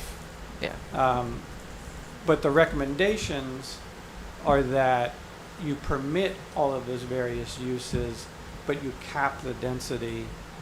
And when we get to the implementation roadmap, you'll see that after the last meeting, we thought about it some more. We're suggesting that there's an additional step before RFP called an RFEI that allow you to really open up those discussions in a non-committal way to test the waters in the market, to see what a deal may look like at a high level before you even do the zoning. It's up to you, but strategically it might make sense to get far enough along with the zoning that you have an idea of what the maximums would be and how you would regulate things, but you don't actually go through the process of going to TPZ with it. right, so if we were to take that approach, the way we would limit is the area, 18 acres situated in this general limit, vicinity. Number of units? Yeah, well, if we're talking about the density recommendations that you have listed for the D2 area, but we don't have zoning overlay written out yet. Yeah. So there's nothing marking the area, except we could limit it by saying the number of acres we're talking about. For the purposes of an RFEI? Yes.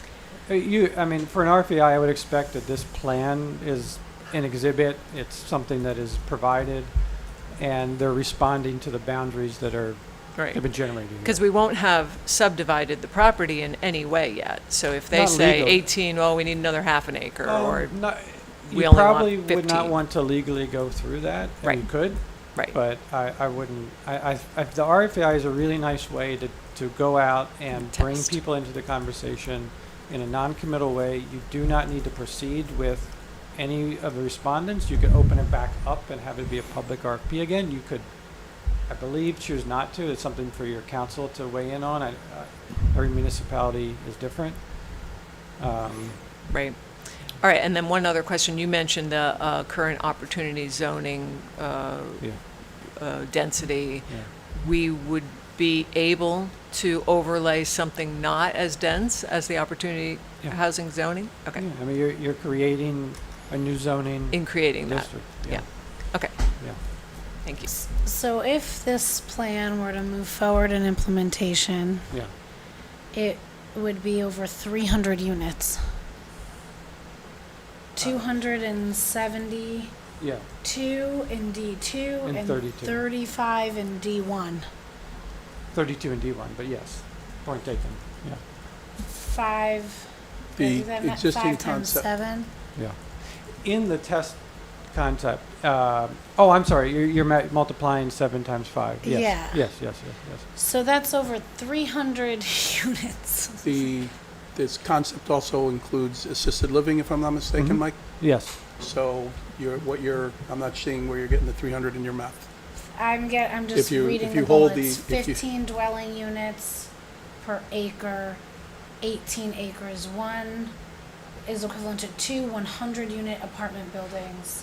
But the concept shows, out of those 18 acres, it shows a hospitality piece, and it shows assisted living on this concept, what we're looking at here. Correct me if I'm wrong. Yeah, well, I I guess I'm understand where confused. Andrew's coming from is that if you set the test aside and you look at what we're recommending the zoning permit, it's 35 units on D1 and 15 units per acre times 18 acres on D2 if there were no hospitality provided. All of.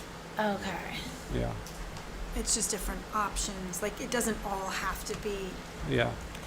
done to, right? I mean, that's how I look at it. This doesn't all have to be done together, but these are testing out all these individual Right. options that could And be. remember, you'll be putting this out to RFP for developers who you then get to select. So, And looking at the financials, depending on, what that shows, that also helps us make yeah. a decision too. This is just what's possible. That's what As we're we can't recommending the put zoning permit. It in Yeah. the hands of the developers to decide what we're doing. No, it'd be in your hands Yeah. to decide what they are permitted to do Yeah. ultimately, because you could have a deed restriction on the property. You could put a number of restrictions on what they can do as part of the sale or lease.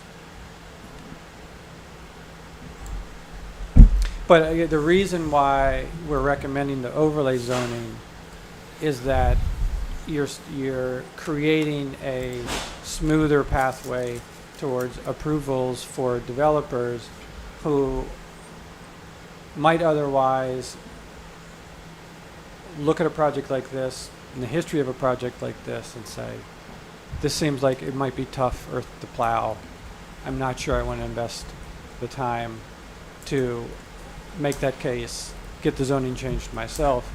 And if they did, that comes at a cost, which ultimately would affect the deal, right?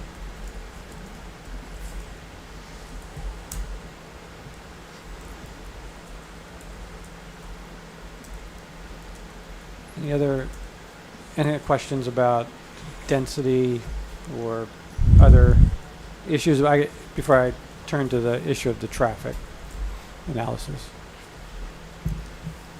We can always come back to this in implementation. I think there's a lot to talk about there. Yeah, I would agree. Thank you. So what we have here is 25 acres that are developed for these two D1 and D2 areas. That's right. And in the earlier plans, when there were other options that we Yeah. rejected and so forth, that Yeah. we didn't want to look at as much. Yeah. What were we've got 93 acres remaining or over 100 acres remaining of the property, it looks like. 120 acres? Yeah, Something like north that? of, I think 122 maybe. Okay. Some thereabouts. Yeah, and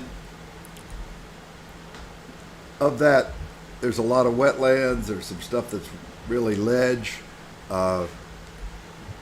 What remaining was still, at the time that we were considering if we wanted to drop houses on every possible acre of that piece of land, how many more acres would that be? Do you offhand have an estimate of that? Of how many Well, additional acres we looked at potentially having development? Yeah, of what's left of that 120 some odd acres, what of it was? Was would- developable. Yeah. Like did not have constraint. Oh, Yeah, that, right. I Well- mean, strictly from a regulatory point of Yeah, view. well, there too. There- At least half, maybe more. Because Okay. but we set aside things like wooded areas, which are not protected. And we said we don't even want to consider that. So strictly from a regulatory point of view, I think it was of the whole site. I could provide that number to you, but I think it was quite low. It was less than 10 acres, if I remember correctly. It was quite low. In terms of what would But be restricted by wetlands Yeah, or something yeah, along Yeah, those so if it lines. was we- privately it's a- owned, it We could be added developed. steep slopes, we added wooded areas, we added Right. many things to Okay. that list. And it still didn't get much more than 50% of the land. So there was 50% of the land that was unencumbered, of which Yeah. you could make the case could be developed. Okay. Golf course. It just, I know that we chose, or we've looked at these because these are your suggestion as what a developer would be most inclined to bite on if you were to do an RFP or. I think they're good locations. They in a couple of respects. One, they're some of the flatter areas on the site. They have proximity to Ansonia and Woodfield, which I think are more desirable than Johnson. They, to some degree, have infrastructure already servicing them. The sewer will need to be upgraded likely, but you do have that for the former clubhouse. You have neighborhood scale residential across the street from Ansonia, and so you're creating a character that's consistent with that roadway, even though it's set back. I think these are good, attractive areas. The setting is really spectacular. I think you definitely have something to offer here, and that should not be lost on the town and the board as you go into negotiations. This is not like any other site in the region, and it suits it, to different uses other than housing. I think you could have a very successful smaller hospitality restaurant. Assistant living works well in this kind of setting as well. So, yeah, I think they're good sites, David. I don't think the location of them overwhelms the character of the green space that's retained either, given the way that the landscape falls away, given where the wooded areas are today. I think the view sheds, the character, the feeling of being out in nature will still very much be intact. Even with four story, I don't know if you're recommending four No, stories or if 3 that's stories. just a bullet. 3 stories. Okay. The 4 stories is It's for just opportunity no- housing. okay. We're recommending maximum 3. That's correct. I don't see 3, so, okay. Yeah. Yeah. Yeah. Current opportunity zone. No, that I understand. I didn't see 3 stories written. Yeah, it's in the recommendations from last Oh, okay. month. Unchanged. Thank you. So there was a question to provide some more more background on the traffic considerations, which our team has gone back and looked at again. The takeaway is that with the projected volumes based on the land uses that are in the preferred plan and the maximum dwelling units, so not just the test case, it's not expected to trigger the need for any signalization of adjacent intersections, but the caveat there is timing. That by the time this development could come online, there may be other things proximate to the site. There may, we were just See Bishop's Pond right there. right. So it's not. We don't think it's the right time to do a traffic study. We think the right time to do it is after the zoning, and you really determine what your maximum densities are, and probably in the course of the development negotiations. And it could be a cost that is somehow incorporated in that deal, if not shouldered by the developer in some way. The numbers as they've come out of the analysis now are that the peak hour trips are somewhere between 50 and 200, depending on which peak you're talking about, day of the week, time of the day.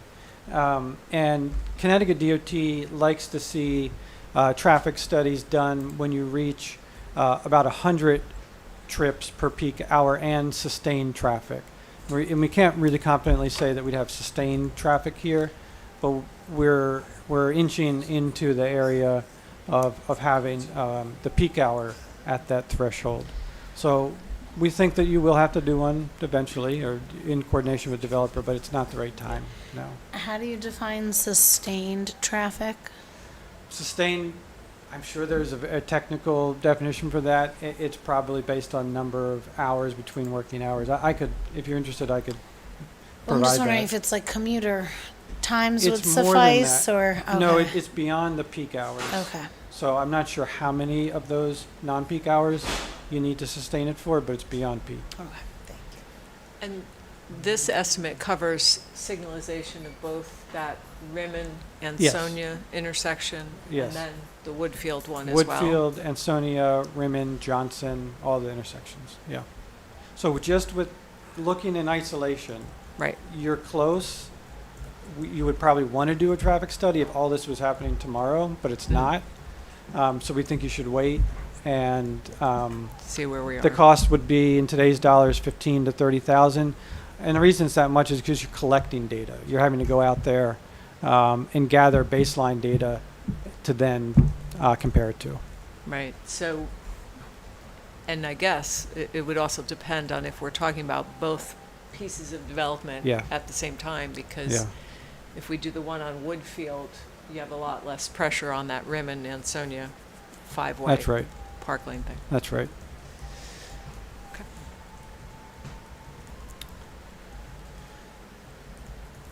Okay. I will say, just in terms of traffic, we have something that we mentioned last time. The access point on the east side of D1 is set back far enough that from Rimmon that you do not need to, on the basis of that, signalize it and do a three-way stop. It can be a stop sign there, so it doesn't have any impact on that intersection.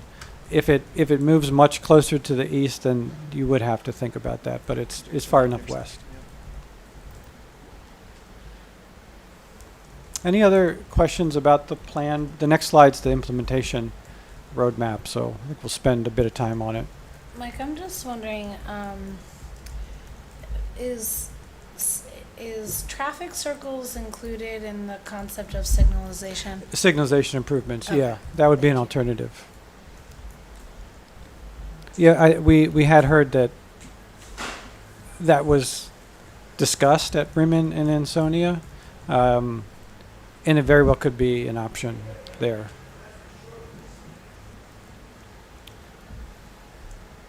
Okay. So this is small on your screen, but you should have it all in your packets. I've highlighted in yellow just where the changes are from last month, because I thought that would be helpful. And the two new graphic elements are a circle designating where a required public hearing would occur, and a star for a required public referendum. The big thing to point out, and this came about as after another conversation with Chris Sullivan, where we talked about the rezoning process again, and with the idea that we want to ensure that the vision of this plan is enacted as fully as possible, and she recommended that the town be the applicant, as we discussed last month. But in addition to that, the town, via the Board of Selectmen, actually hire and manage a consultant in the drafting of the regulations and guidelines. And that's different than what we discussed last month. We talked about TPZ doing that. She thinks that one that allows the board and town leadership to really come together and discuss and create a plan that best aligns, but also having the town be the applicant requires that the statutory review times be upheld, which if TPZ led it, apparently that's not the case. I didn't realize that to be how it works, but it is. So all of that's summarized in the bottom right there. But that would be in amongst the first order of business in year one. There's a lot of things in year one, but initiating that is a critical path for the development, at least. The other addition in year one is the notion of an RFEI to gauge developer interest and confirm strategies for the RFP. And since when I arrived here this evening, I sent Allison an RFPI from Norwalk, which I think is a good example. It should be in your package. It is in your packets. So I don't have it on the screen, but if you have access to your To the SharePoint. SharePoint. Yep. I'll just discuss some of the highlights of it. So this is for a 5-acre city-owned development site in Norwalk, but this strategy really applies to any public solicitation for development. And what it does is it outlines what the project goals are. They didn't have a planning effort to proceed it like this, but they did have 5 goals: broad community support, public amenities, affordable housing, which they require, etc., which you'll see on page 2. And then what they ask for in the submission are qualifications of developers, a development concept, and this is important, includes an analysis of feasibility and constraints, which would be financial and physical constraints. It's common that developers will engage an architect at this stage and some engineers to look at a site to understand the viability of it. Questions relative to development that the developers may have for the town. And from that, you can bring in as few or as many proposers as you like for discussions. It allows you to understand from the developers themselves some of the things that we've been talking about. The types of units that are going to be most viable here, the sizes of the units, how many does it take to make a viable project, the mix of uses, all of those things.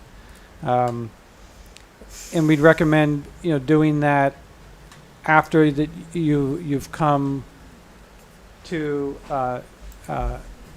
some direction on the zoning, so you have clear you can clearly state what your intentions are to them. I think they would appreciate that as well. So can I ask you about the timeline? Yeah. So far you've been talking to us a little bit about this year one, and I wondered if it would be helpful for the board's understanding, and I don't know what format this will be. In the end, it won't be a slide deck, it's going to be a paper document, right? Yeah. But I'm wondering if there's a way to annotate this timeline, which is very helpful, with costs along the way. So I'm just looking at that year one, and I'm trying in my head to think, this is a lot of money. It's not our current year, because we don't have it in the budget. It's the year we would be potentially putting together in January for fiscal year that's 27 budget. So that we have a 5-year capital plan for the town, and we have that as part of our budget process in January. But if, along with our 5-year capital plan, we could have a 5-year CCW plan that kind of indicated where the outlays are and then where the income comes in, to see how far in we are before we start getting the money in. I understand the question. It's very complicated, though. No, I understand. I understand the motivation. Yeah. In the village that I live in, I had my board ask me the same thing when I was chairing a kind of QPOP committee. And I said, we need to do a facilities plan. And they said, how much will it cost? So I don't know if I should say that in public, because you're going to go through a competitive process of soliciting bids. I'm not sure you want right. numbers out there. And in the end, we didn't have a public conversation about that. I think that approach And were people surprised when they found the dollar amounts? No, Or did they have a sense? they had a sense. Okay. They had a sense. So maybe it's And not right in here, but it's somewhere else, It, so it, that we it have could a be sense. somewhere else. I think a lot of this is staff led as well, staff and volunteer led, and that the capacity of Yeah. your staff is something that I think. I mean, we could build that into here. That there's maybe one of the very first steps is to take the years 1 through 3 and understand how your staff capacity, current staff capacity, aligns with what is laid out here. Yeah, and and that's that's something our personnel committee could think about. Yeah, yeah. I don't think we know enough, and we're certainly not scoped for that. But even that aside, I don't think we know enough to be able to weigh in on that. Yeah. Yeah. So I know it's later in the financial piece, but to get more of a timeline sense of it, but yeah. I'm sure as long as the pieces are there, I'm kind of counting on someone in the audience to put it together and do that. There are numbers Being volunteers. provided as relates to how you've come out to your analysis, your amounts, your market analysis and estimates. So there are numbers we can use to ourselves generate that. I understand the concern. You don't want to put down that we think this is going to cost $1 million, and even though somebody can do it for 700, they know Right. you're thinking $1 million, so they give you $1 million. Yes. So from that perspective, I understand the need, and I think we have enough. The other thing to consider is it's not in our budget, doesn't preclude us from doing grants. For Yeah. example, we have a grant, brownfield grant opportunities coming in September, I think, is when it ends. So Yeah. there may be, it gives us at least something to work toward and Yeah, I mean, you may consider a small working group of Right. of staff and maybe some committee members that could come together in a kind of a short focused effort to provide something to the board. I'm thinking like the land management plan. Volunteers. Councilmember Urbano, Board of Selectmen Urbano's been part of one of those before. I think she would have a good handle for that, as maybe some other folks on the conservation group. I mean, more expertise in that than I have. So I think maybe a small working group with a very focused charge. I mean, the tasks are here. Yeah. And Mika's right. So many of these you could find grants or partners for to offset the costs. May I ask, when we put this concept together for this illustrative plan, DU2, 1, AR1, etc., our logic and approach was in part like, let's see what it would cost so that we can make an informed decision on how viable of an option any one of those options may be. Yeah. And so understanding, probably better than most, plans are written to be implemented. Yeah. But also that our approach to getting this level of information and type of plan was to give us something to make an informed decision from.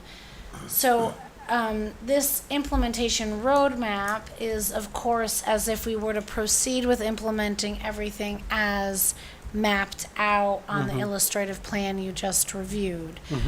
However, we may not end up, based on the cost analysis and other things, pursuing Right.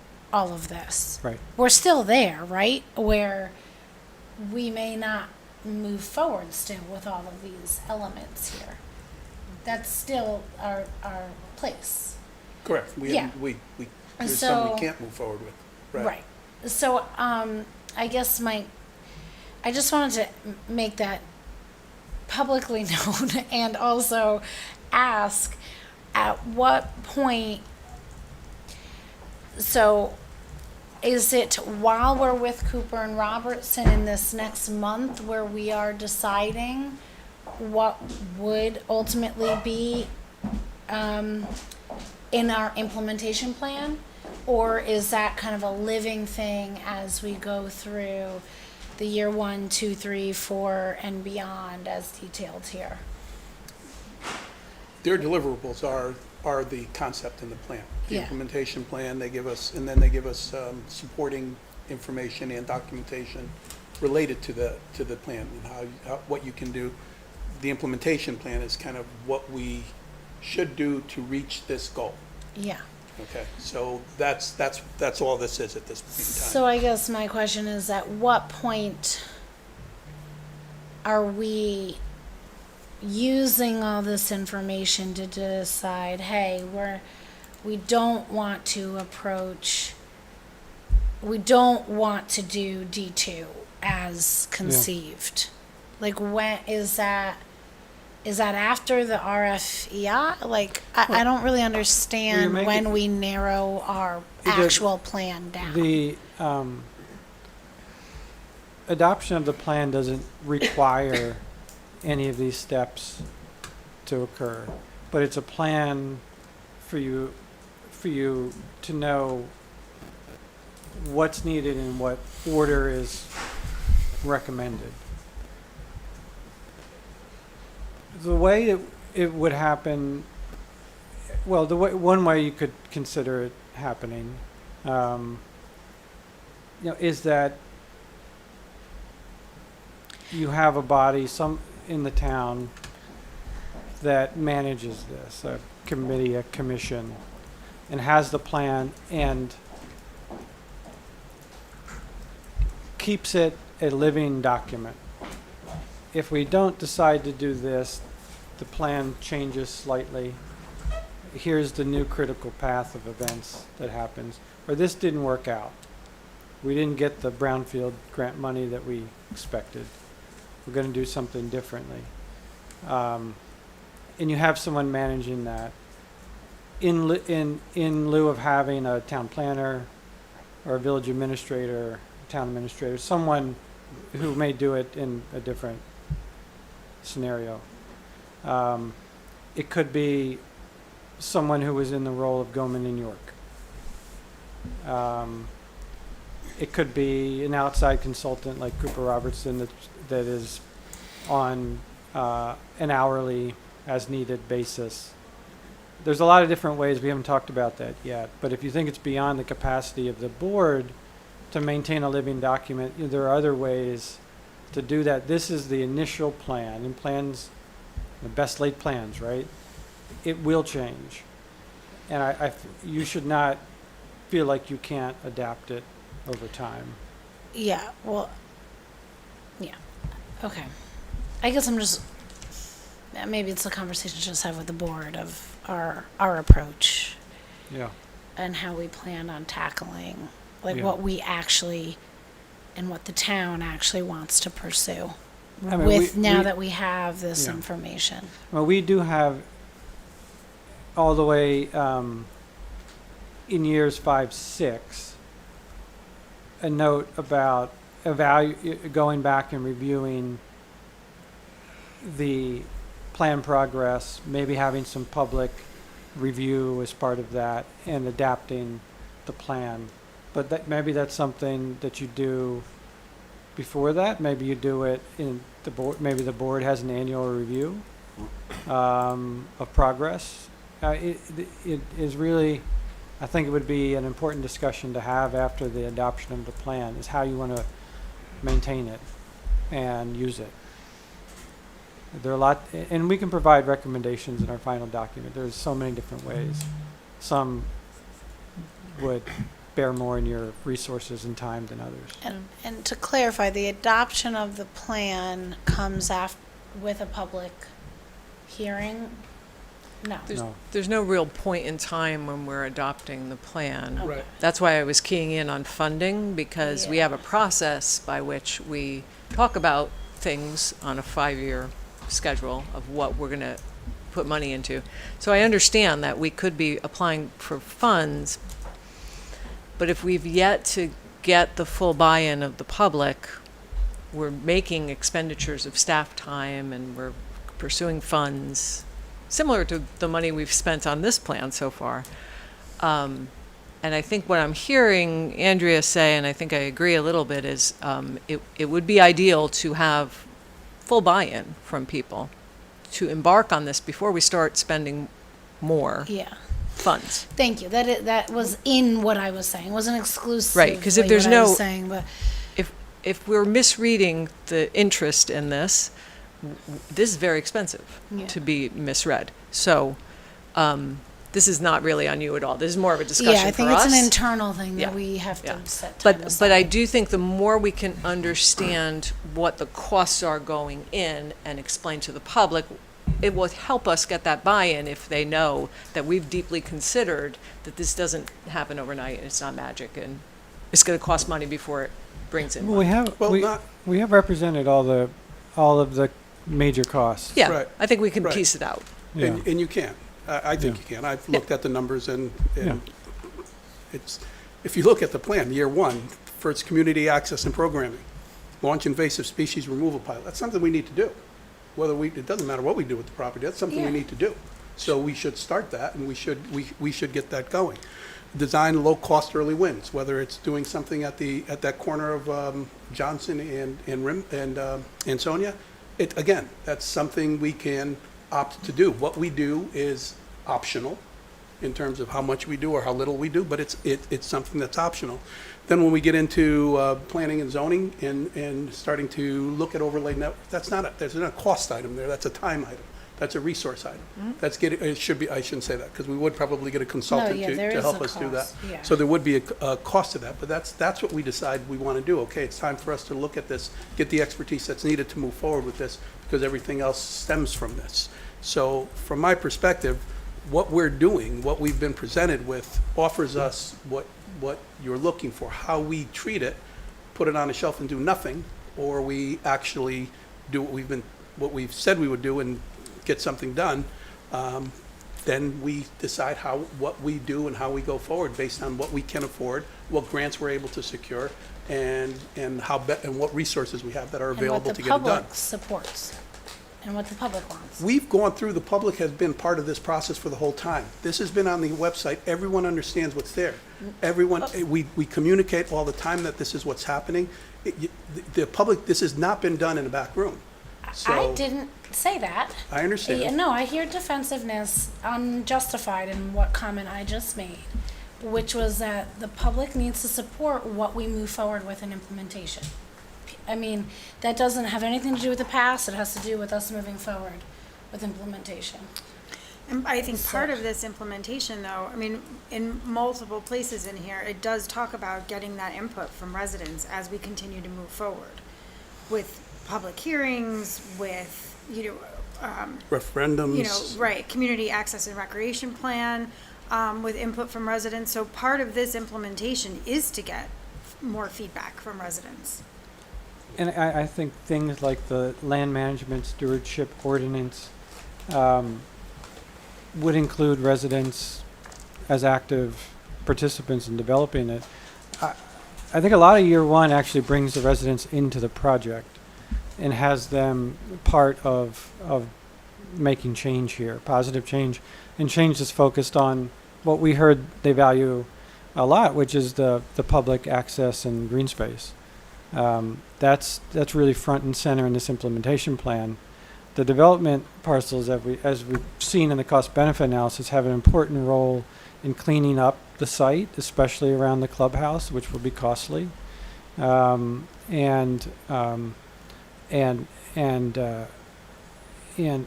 takes advantage of what is already disturbed. And I don't mean to sound defensive, and I apologize for that, but what I'm trying to get at is that there are actions that we need to take. And so, for example, you mentioned the clubhouse. Whether we get a developer, whether we get a grant, whatever happens, we need to do something about the clubhouse. There are expenses associated with that, and we have to budget for it, and we have to pay for it if nobody else is going to do that, help us along those lines. That's part of this plan. The remediation of what needs to be done. We need to know what's required. We're already in process of hopefully securing a grant for the Phase 2 portion of it, but additionally, if we get into Phase 3, that's a lot of money. We hope that we can get a grant or something to help us do that. So there are process when, as Maria brought up, the public needs to be a part of this. Our general process requires that we engage the public for much of what we do. We engage the public just when we discuss, the maintenance of our properties. We be through the boards and through the commissions. That's how we engage the public. So those, we have public comment. Those will always be available. All I'm saying is that the public has been part of this process. This plan has been put together with the consideration, with their input. So it's when you say, well, we got to get public buy-in in the plan, I feel we've been doing that for this whole period of time. So it's not a final product. What we're looking for is, what they're delivering in my mind is an opportunity for us to be proactive in the steps we take to improve the property that we have there. That's what I see this as. And they're offering different means by which we can do this and a timeline by which we can do that, but that's what we're getting. We're getting control. We're getting the ability to make the decisions and work with people who we want to work with because they share our vision in terms of what will be there. That's what I see that's what the end product will be. Mike, yeah. inland stewardship, under Yeah. year 2 and 3, you have begin long-term land management. And, you have that represented in years beyond. But I don't see in year 1 develop a land management plan. Like, what? Oh, it's in policy It's and in, planning, the second bullet. Okay, thank you. Mhm. Sorry, this is the first time I'm looking at this, so I Okay. assumed that No, would have been no, under no, land no problem. stewardship.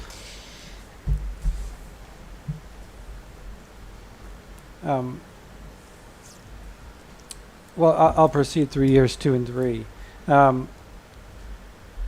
The additions to 2 and 3 in community programming, after there's been more design and budgeting of what some of the improvements could be, so you've really determined where you want the trails to be, how they'll be constructed, the pavilion, if there is one, etc. You will then decide if you'll accommodate that in your budget, or if it rises to the level of becoming a bond, which require a referendum. But that's to be determined. The estimated costs have all been provided to you for the preferred plan, but we think what we've just provided is a vision. It's not a design to be built from. Yes. Just a small point, Yeah. I think. Yeah. And Nick, you might help with this. When you say hold referendum, we're using that interchangeably with town meeting. 'Cause With town. town meeting, because we use town meeting for Oh, okay. Okay. for some of these decisions, if I'm not mistaken. Correct. Okay. So Okay. just a point for the Noted for the for the documents. public, Okay. because referendum is definitely voting. Okay. Yeah, only very limited circumstances per our charter, there's an actual referendum. Right. But this, would be in a more town meeting Town context. meeting Yep. context. Okay. Unless there's some kind of petition, is that how it works? Is that how what works? Going to referendum, is there an opportunity for a petition to force something out of town meeting and into a referendum, or that doesn't apply here? Not just anything. No, our Right. charter talks about only like a very limited scenario by which something can be referred to a referendum. So is that applicable here, or we don't know yet? No, it's not. It's not? Not in my opinion. Okay. So there's 2 stars here in that scenario. So one is the land sale for private development. Sorry, I'm turning around and not talking into the microphone. And the other one is the star under the land stewardship piece. Is that contemplated to be the same event if it's a town meeting? Or is it potentially 2 different? And is a referendum applicable for either? I guess would be my question. It doesn't have to be answered tonight, just wondering. That's a question to me, Sheila? Yeah, not tonight, though. Just saying. Yeah, I would like I'm more happy to information go about into that. Sure, but, yeah, I can come back to that. Yeah, we Sure. can look, we can confer. Great. And include it in our final. So is the land lease option off the consideration? No, it's listed here, and I think you would include it as a consideration in your RFEI, that you'd like to understand developer interest in that.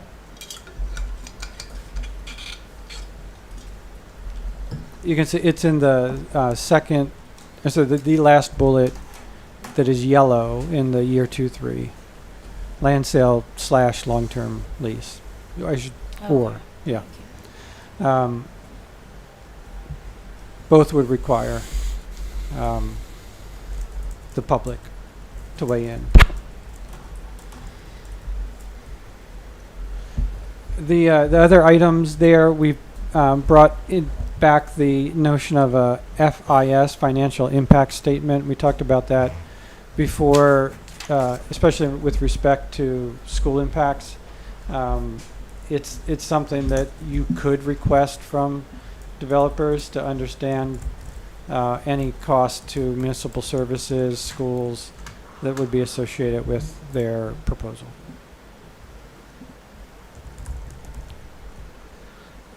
In year 4, you go the last yellow bullet there is just clarifying that there in an overlay with the TPC would not be required to have public hearings, but they reserve that right. They could. Because the overlay will have been established. The developers are in conformance with that. They do not need to hold a public hearing, but it would be TPC's prerogative to Public do hearing so. would be required for the overlay. For the overlay, it would. Yes. But once you get past the overlay, Mhm. and now you've engaged, you don't own the land anymore.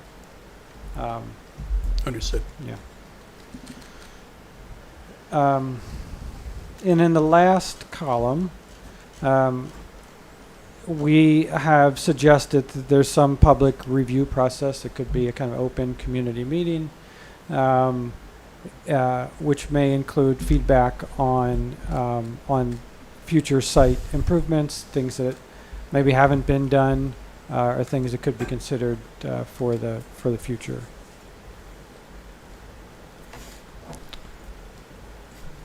Any questions? Any additional questions there?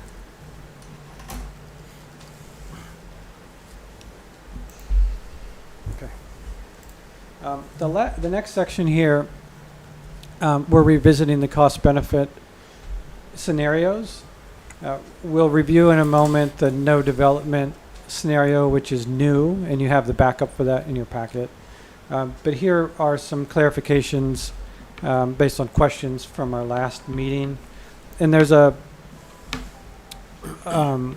narrative at the top of this page, which is important, which just restates that the cost-benefit scenarios were constructed in such a way that many of the capital one-time costs are borne by the town simply for the purpose of creating a hypothetical worst-case scenario, if you will, where you're not able to find partners for that work, from utility providers to the developers, but you do have all of that as line items, so you can consider specifically what the costs are. But there are lots of ways to offset them, from grants to partnerships to private developers themselves. And enumerated there on the left, I won't go through them all, are the way that we have separated those. And it includes some of the increased staffing that we understand from town may be required to support some of the uses, which would include one new maintenance staff person for the property, the 100+ acres of publicly accessible green space, potentially increased hours for a social worker if there is assistant living, and age-targeted housing. Those are the two main items there. Those are huge. And then on the right-hand side, we've provided some more information on how we arrived at the home sale price assumptions. It's really a reflection of what we see in the market today, the construction cost estimates, and in today's current dollars, and an assumption for a return on investment, or ROI, that developers would seek now. For the smaller age-restricted cottages, we have an assumption of $500,000, and for the market rate townhomes, larger, $700,000. Those are, I think, conservatively high. There are a number of ways they could come down in price. A lower ROI, which could be incentivized by some of the strategies listed below, more competitive price of sale for the land or lease, tax abatements we have not modeled in, or streamlining the process. So we've talked about the overlay that would need to be in place, and that's an example of streamlining. Also, just more favorable market conditions. We're in a climate now where the cost of construction is very high. The cost of labor is high in this area, as I'm sure you're aware. If you increase the number of units beyond the test case, as we've talked about, that would lower the price of the homes because you're amortizing the site preparation cost across more units. And what would take that a step further would be to consider D1 and D2 one development project. So some of the soft costs can be shared by a single developer across two parts of the property. So there are lots of ways it could come down over time. Smaller units too, obviously. We've tested on D2, as we talked about, a smaller townhome footprint, one that could have a townhome that's 20 or 30% smaller than what we have in our test case, and you can imagine the cost going down from there. Just for reference, if the ROI went from 25% to 20%, which I could see in this market, the price of the cottage goes from $500 to $460. So you can see how quickly those drop, and those are all negotiating points. All right. I mean, they keep it close to their vest, but they're points of negotiation. Any questions there about methodology or assumptions? Mike, did you look at some of the developments in Connecticut and throughout Northeast that are strictly affordable housing units, that whether they've got fully state subsidies to reduce the cost? Did you look at that as part of the modeling and assumptions? We didn't have that in the modeling. These were all modeled as market rate, but those would bring in, of course, lower cost. You'd have to adjust the sales price. The tax abatements would obviously be in play then as well. It's a whole different model. Mm-hmm. There's probably not enough land in D1 for that. You need a certain scale of project. I think what I would expect is a threshold of 60 units for something like that. So unless you changed your thoughts about what was appropriate in D1 and would consider a multifamily or attached product, probably only considering that for D2. And that's something, if the town's really interested in providing for that, in the zoning overlay, you would address it there. It is. Yeah. There would be with the multifamilies, I think you'd be consistent with the town regulations today that for buildings over a certain number of units, that there's a minimum percentage at an affordable AMI, whether that's workforce or a lower affordable. And I think that's consistent with what we heard in the POCD process as well, that there's a need for those more affordable units. So either you're dictating it by size and density or through mandatory set-asides. Is that also something that we could have in the overlay itself to say, not necessarily the town's underlying percentage of affordable? You can adjust it. We could change it in the You overlay. can adjust it. Yeah. And it doesn't just have to be for multifamily. You could expand it for D2 to include Yeah. As it is. the single family, the townhomes. But again, I think you'll just find that there's a threshold for a number of units in a project before that pencils. Mike, I'm on the next page, but what's the logic behind assuming all the D1 and D2 are senior and not, because there's, if I'm reading this correctly, 24 units, 2,200 square feet on average of senior or market rate townhomes. I just feel like having a $0 education cost is, if I'm reading this right, isn't reflective of the real potential there.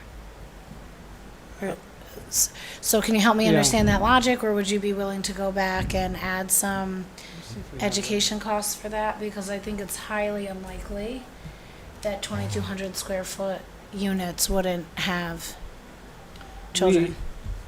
I think that was at the direction of... Toll Brothers does. Toll Brothers, I believe, is more than 2,200 square feet, and it's age restricted. So it is possible. There's 70 units that are going into Toll Brothers that are age restricted.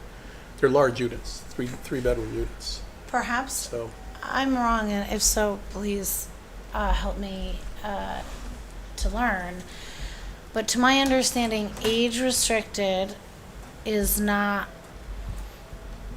guaranteed for generations, right? So it might be for the first sale, but it is potential for a teenager. Generally it's deeded as part, it's deeded for 20 years minimum, 40 years generally, if I'm not mistaken. Yeah. Okay.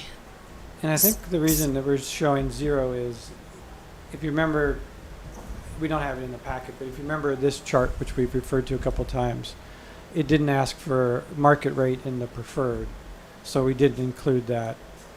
We do have it in the alternate scheme, Okay. so we were following that direction. So in this preferred plan, so I guess this is only, what, 56 unit, or not only, but like between D1 and D2 in the preferred plan, it's a total of 56 units. Right. And then the rest of the acreage would be the hospitality. There's an assistant living of 95 units as well. Of 95. Right. But that would certainly be non-school children. Right. We could, in the RFP, we could actually put in the deed put in- restriction for the age. Okay. For the age restriction, but And I wouldn't get too hung up on the units here because it is just a test case. Okay. What I think will really dictate it will be what you permit in the zoning. And again, like there's that first soft conversation where you say this is what we're considering enacting and enabling. We feel very strongly about it. Tell us if you think this absolutely doesn't work. You know. Okay. But this is just a test fit. You know, you could do more or less. That's why we did the test fit with 2 apartment buildings. They could be assisted living, they could be market rate. We wanted to test what we think was the maximum that still preserved the character and what we thought the community and the board was responding to in terms of the appropriate level of density. And does the municipal service cost include the maintenance costs you noted above? So like the public works staff person? Yes. Uh, Yes. So it includes staff? Yes. Can I ask Yes. you about the capital improvements? Does that include the carrying costs if we're bonding that, our debt service, or is it No, it doesn't. it's just It's- the bond It's just the itself? cost of the project. Yeah. Okay. So we'd add it if we're bonding with debt service.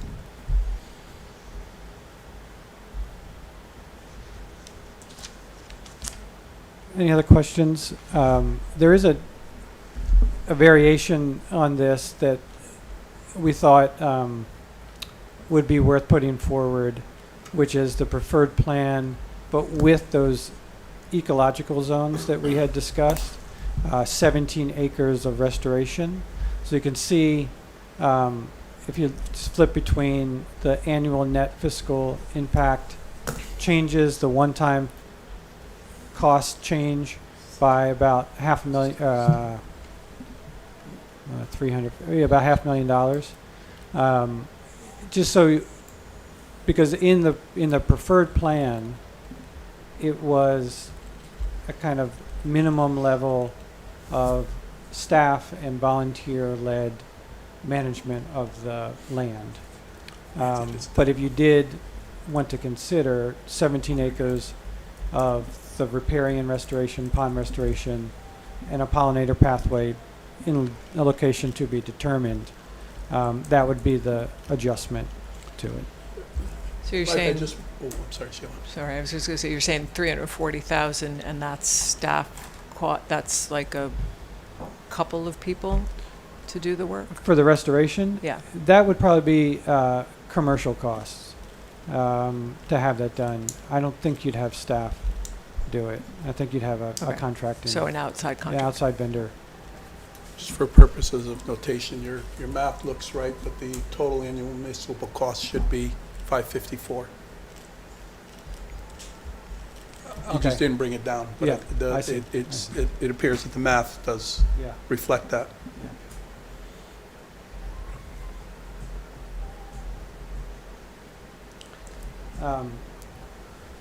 And there'd be some soft cost in there to engineer and design it. But again, great grant programs for those types of things. This is worst case. I don't think you would elect to do this all on your own dime. You might even be able, this might even be cost neutral. This might even be, I'm sorry? Cost neutral. Got it. And this assumes no revenue generated from recreation, like for non-residents, for example. No, And no, we it did not. assumes that the farmer leasing would be paying for fencing, Yes. all that stuff. Yes. And mowing and all. I think we did have the town bringing water service to the site, but not anything beyond that. So again, in your final report, it won't be a slide on the screen, but there's backup material for, It's was provided last month. And Yeah, from that document, okay. yeah. Mhm.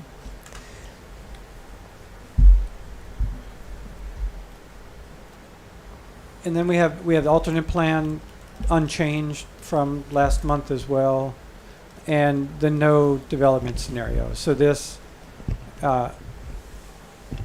is all of the same in the agricultural area, the active recreation area, the Roger Sherman zone, and then the GS1. Sorry, I just want to. You can see that goes from 93 acres to 118. So GS1 takes on the D1 and D2 areas and becomes a low-cost landscape zone. two low-cost landscape zones. So this is without development, but it is with some investments that you've got noted here. There are investments that we think are necessary Under for capital safety, improvements and, municipal services. yeah. So this Yeah. is not status quo. This is some improvements that do not include any kind of building. I guess it depends on how you, it's not the present condition. It is a condition that is safer and what we think more appropriate for public access. Right, so some improvements to the property without building anything. Even the pavilion is not here, right? No, it No, does the pavilion is here. Under AR1, town capital costs include Yeah. interpretive pass signage, new pavilion, new enclosure Yeah. for Yeah. portable. All of the toilets. AR1 improvements from the previous scenarios are here. And then the demolition costs. There's no revenue. But There again, would be ways to potentially offset. so many ways to Yeah, offset. this dollar If you're building amount. a historic interpretive center for Roger Sherman, I think there's a good chance that you can find partners for that Yeah. and ways to offset that, grants, Yeah. et cetera. That's why you really have to take these numbers with a grain of salt. I don't think there's a real life scenario where you're paying for all of this out of pocket and not seeking ways to offset it. Yeah, In any scenario. right, right. But this is like a bare minimum of improvements and. And it wouldn't necessarily preclude you from, I mean, you could advance all of these things immediately. It also doesn't include the financial, because we couldn't get reliable monetary values for ecological benefits. It doesn't incorporate those. We have what we have. Yeah. And the issue there is, But this dollar amount does not incorporate. it doesn't, and it doesn't because I understand. I think it could be misunderstood as being able to be monetized or traded as in some way, but it can't as in the same way that the land could be, for example. So we'll provide it in our documentation, but we chose, for clarity's sake, as others review this document with less context than you have, to leave it separate. I Yeah. completely understand, and I agree that that's the best path forward. I'm just saying, to look at this dollar amount as a negative isn't, in my perspective, a holistic interpretation of the value of it as undeveloped land. Yeah. And the cost. But I think that additional context will show to the community that it was considered. Yeah. It's hard to put it on the same footing as these Yeah. other Yeah. projections because these are more substantive Yeah. projections. But certainly in our evaluation process, we can consider some of those things.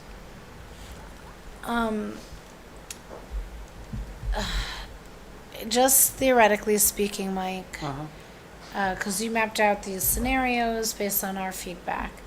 Let's say when it comes time to implementation and we're figuring out Yeah. all this stuff, could we potentially just apply, like your hospitality development on those 8 acres with the restaurant, brewery, whatever?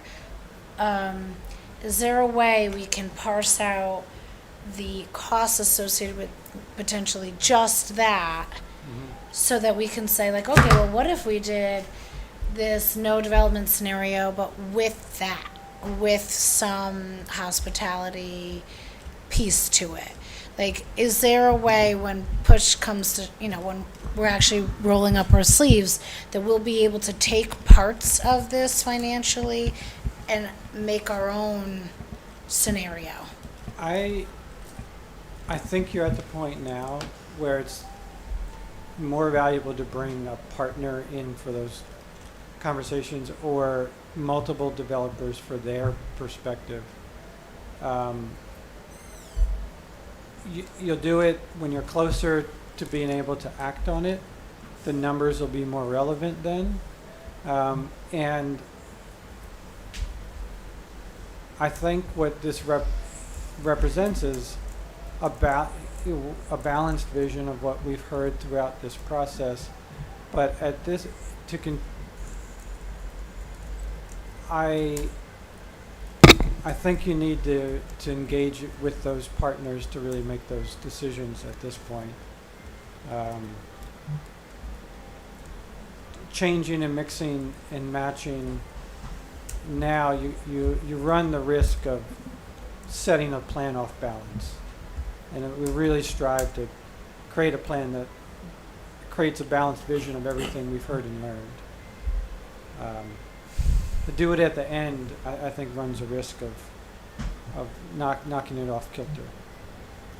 Yeah, to be clear, I wasn't asking for you to come up with another scenario. I'm saying for us to fool around with our options, what might make the most financial sense 2 years from now.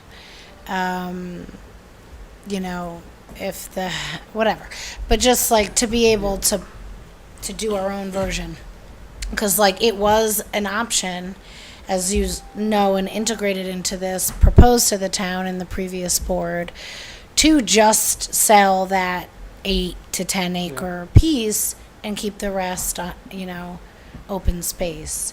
So that option isn't represented in these scenarios, but could we make our own version of that based on the information you provided? What I just heard you say is no, we wouldn't really be able to do that. Could you look through the numbers and attempt to do it? You could. I think what you'd run the risk of, there's a lot of assumptions in there that are not just financial, but they're based on a physical plan. Where we've located buildings, the amount of grading required, how they share access with one another to reduce costs, the way the assisted living sits on the hill so you can have parking. Like it's very nuanced in the way it's constructed to reduce cost. And I think if you are only looking at it through a kind of straw on the spreadsheet, it's really risky. Okay. Thank you. I would think of this as a vision and a strategy that reflects your priorities, and now it's time to go and evaluate how you enable it to meet the goals. And identify partners who might help us get there. That's right. You need partners. And that's the next slide is. Can I ask you one more question about the financials? So I'm hearing what you're saying, and I know we talked previously about this notion of disarticulation, which is kind of what Andrew is describing. Can we not Frankenstein this? But I see what you're saying. Certainly D2 seems like it's combined in a way, and I asked you previously, is it differently zoned, et cetera? No. But D1 and D2, very separate, don't really rely on each other. I think what I'm hearing you say, though, is the financial calculations might be intertwined in a way that we can't pull apart. Can't pull apart. No, they're. Well, you did mention that it might be advantageous to. There's a potentially advantageous to make them one. Right, but that is kind of optional in what we're seeing here. So we have both of those development areas meet what we thought was the threshold ROI. Mm-hmm. So in that respect, yes, we feel confident that they could be two separate deals. But if a goal is to provide more housing that is more affordable, you would want to consider bringing in someone who could do both. Or adding density to D2. Allowing it when we go out. Smaller units. Yeah. In a smaller footprint. A higher level of affordability that could have subsidy. Yeah, workforce all housing, of those et cetera. things are things that you would want to hear from developers about their interest in. I think you're really at that point. You understand what an illustrative vision is that the community supports, that you support, and now you're bringing it to them and saying, how does this look to you? Yeah. Would you do something different? And as you've said, the developer might come back and say, well, this part I'm not really interested in, but this part I could do like this if you were to make some adjustments. So you're in the driver's seat. You're in control. yeah, I think there's a little of what Andrew is asking available to us, not a lot. But They a little. you know, and I've been part of so many of the processes on the other side, and you'll have another architect come in and begin to ask questions. They may come up with ideas that we didn't propose, and you need to go back to this plan and really think about what is appropriate. What do we set out to do? Could you expand this by 2 acres without veering too far from the vision? Yep. For All right. example. Thank you. So, in terms of offsetting costs, we've talked about it a lot. We've developed initial list of grant opportunities. The town staff have contributed to this as well, so we list agencies, eligible projects, funding amounts, and the party. So you'll have this in your final documentation as well. Mike, thank you for producing that. I know of some other grants that I think are relevant to Yeah. this. Could I email those Yeah. to you to? Yes, please. Okay. Yeah, if you email to Karen, then everything comes to us. Sure.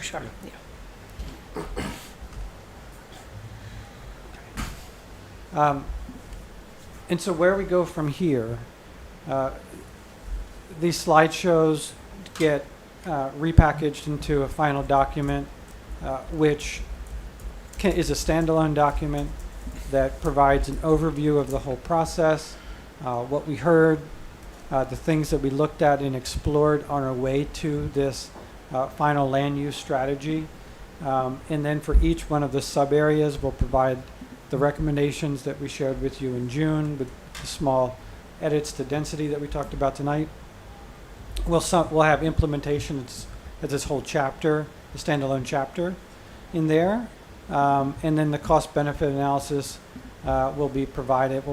We'll provide at the beginning of each one of these sections a narrative, so a reader that's new to the project or has less context understands what they're looking at, and then all the detail will be within. And so that's what we'll go back and work on in the coming weeks. And that'll be provided to the board for review, comment. And our understanding from where we started this project is that then it would be brought forward for adoption or endorsement. I'm not sure what your terminology is, but that would be the conclusion of our effort with you. Do you have an estimate of how many pages your document's going to be? Just Well, for our we try to be purposes as of economical as possible. There'll Yeah. be an appendix. I should have mentioned. There'll be an appendix to all of this as well. So we'll provide all the past in a digital format, all the past presentations, all the cost estimate backups. So this is meant to read more like an executive summary than a voluminous report. It's something that you'd share with partners, share it in RFEI. You obviously would have it on your website. Just trying to think of our timing. You weren't here at the beginning of the meeting when we were talking about all the many things we're doing in August, so Yeah. just wondering how much time I need to read this. Middletown's report, a longer project, about the same area, 200 and some odd acres. It was fashioned more like an executive summary document, and it was maybe 40 pages, 20 Okay. spreads, very graphic. There's more detail in this, though, so you might, Yeah. there might be more, there's more financial. No, that's a helpful reference. Yeah, That's yeah. that's fine. Out Thank of you. curiosity, are you aware of how Middletown is going?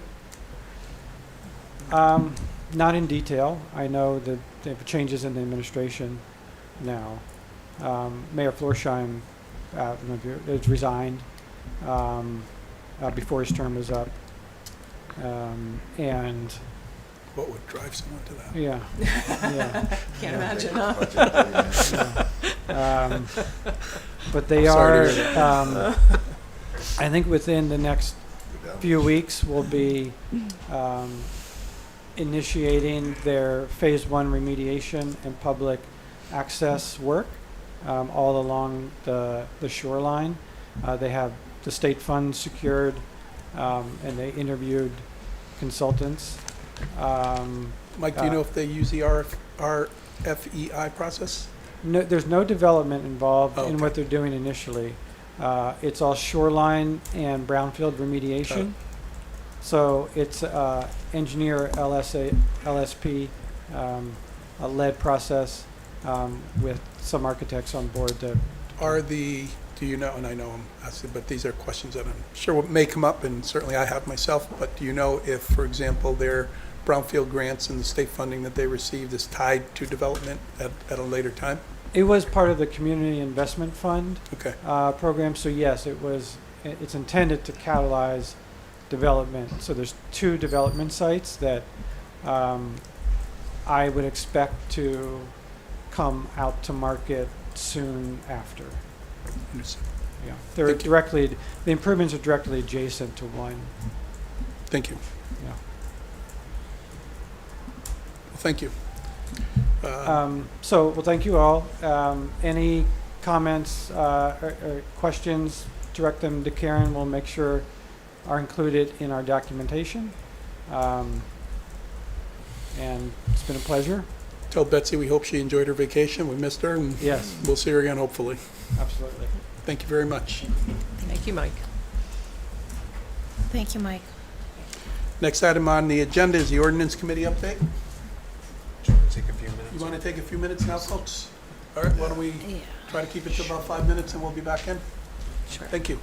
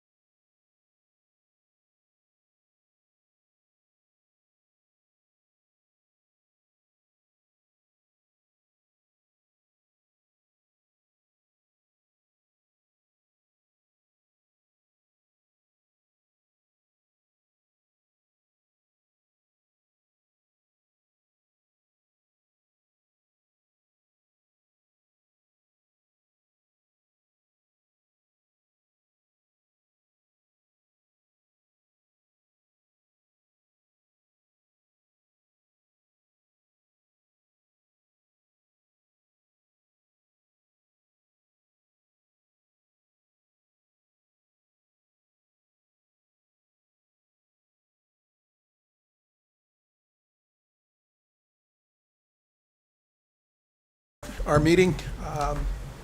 With our next agenda item being the ordinance committee update as relates to the Housing Commission ordinance draft. Yep. Steve?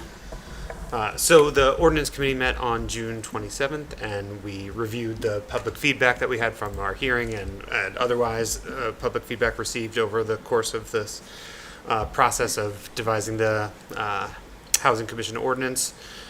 We looked over the previously proposed language and talked about how we got there. We went through each section and made the revisions that you see before you. Generally, the idea was to tighten the language as had been discussed for clarity. We did some things to help the flow of it as well to hopefully make it a little more readable.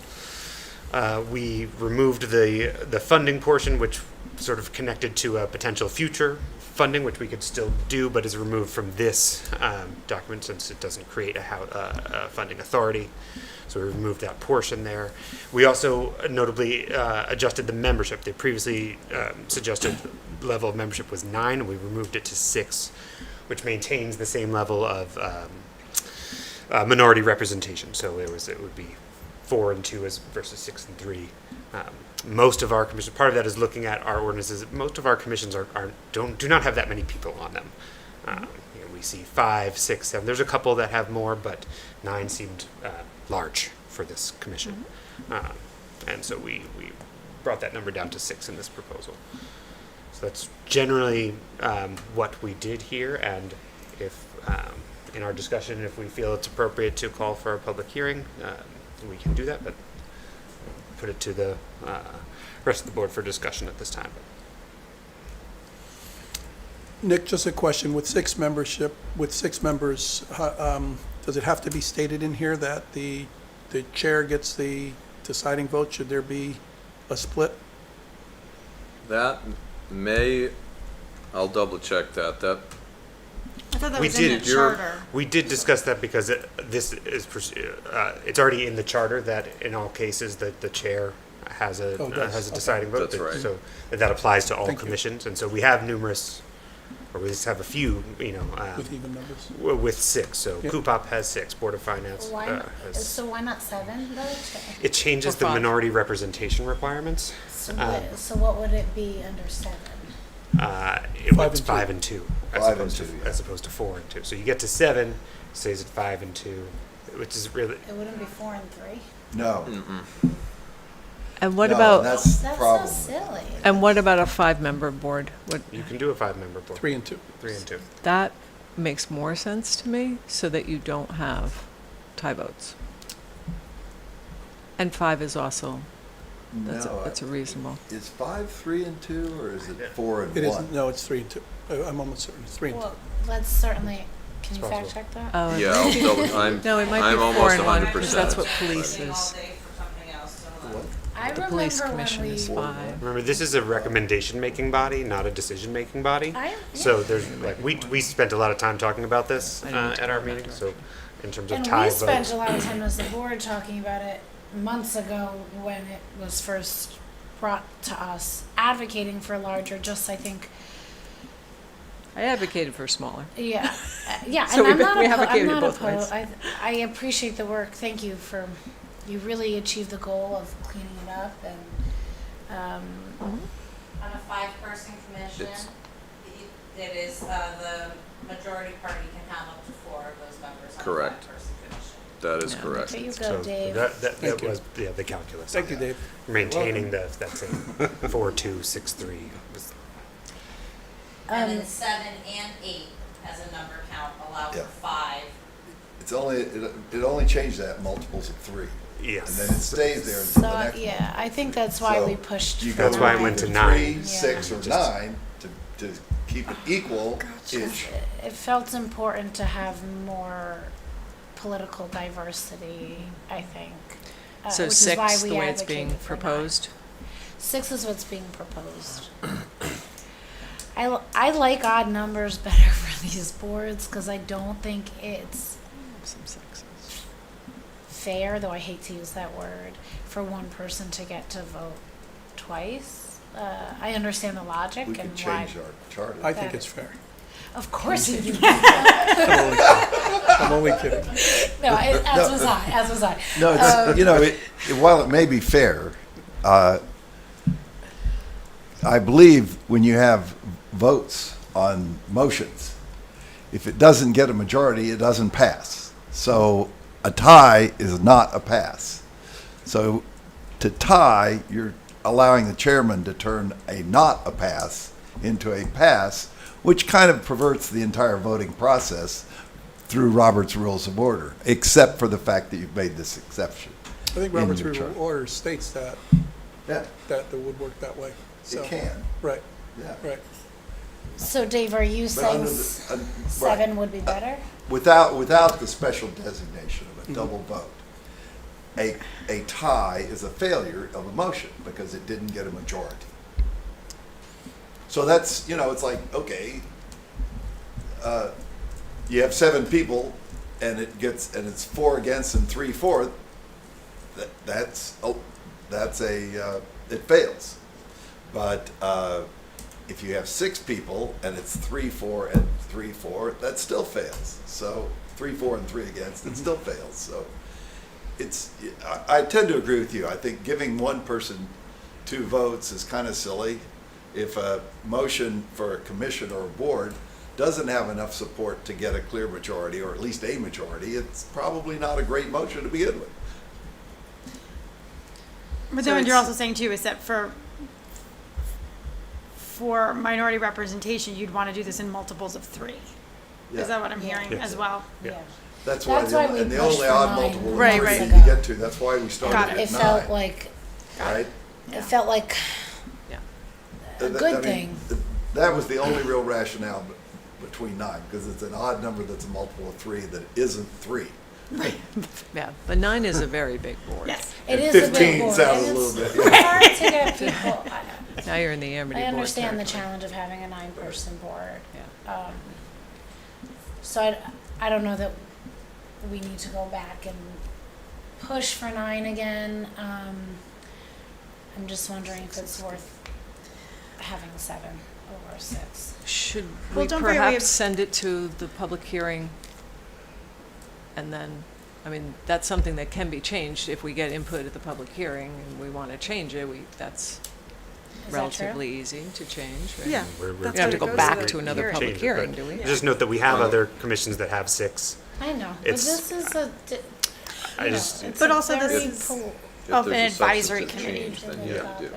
Membership is. This is an Is that advisory considered committee. substantive, the number of Like they are members? making, right. Substantive change, it doesn't change the purpose.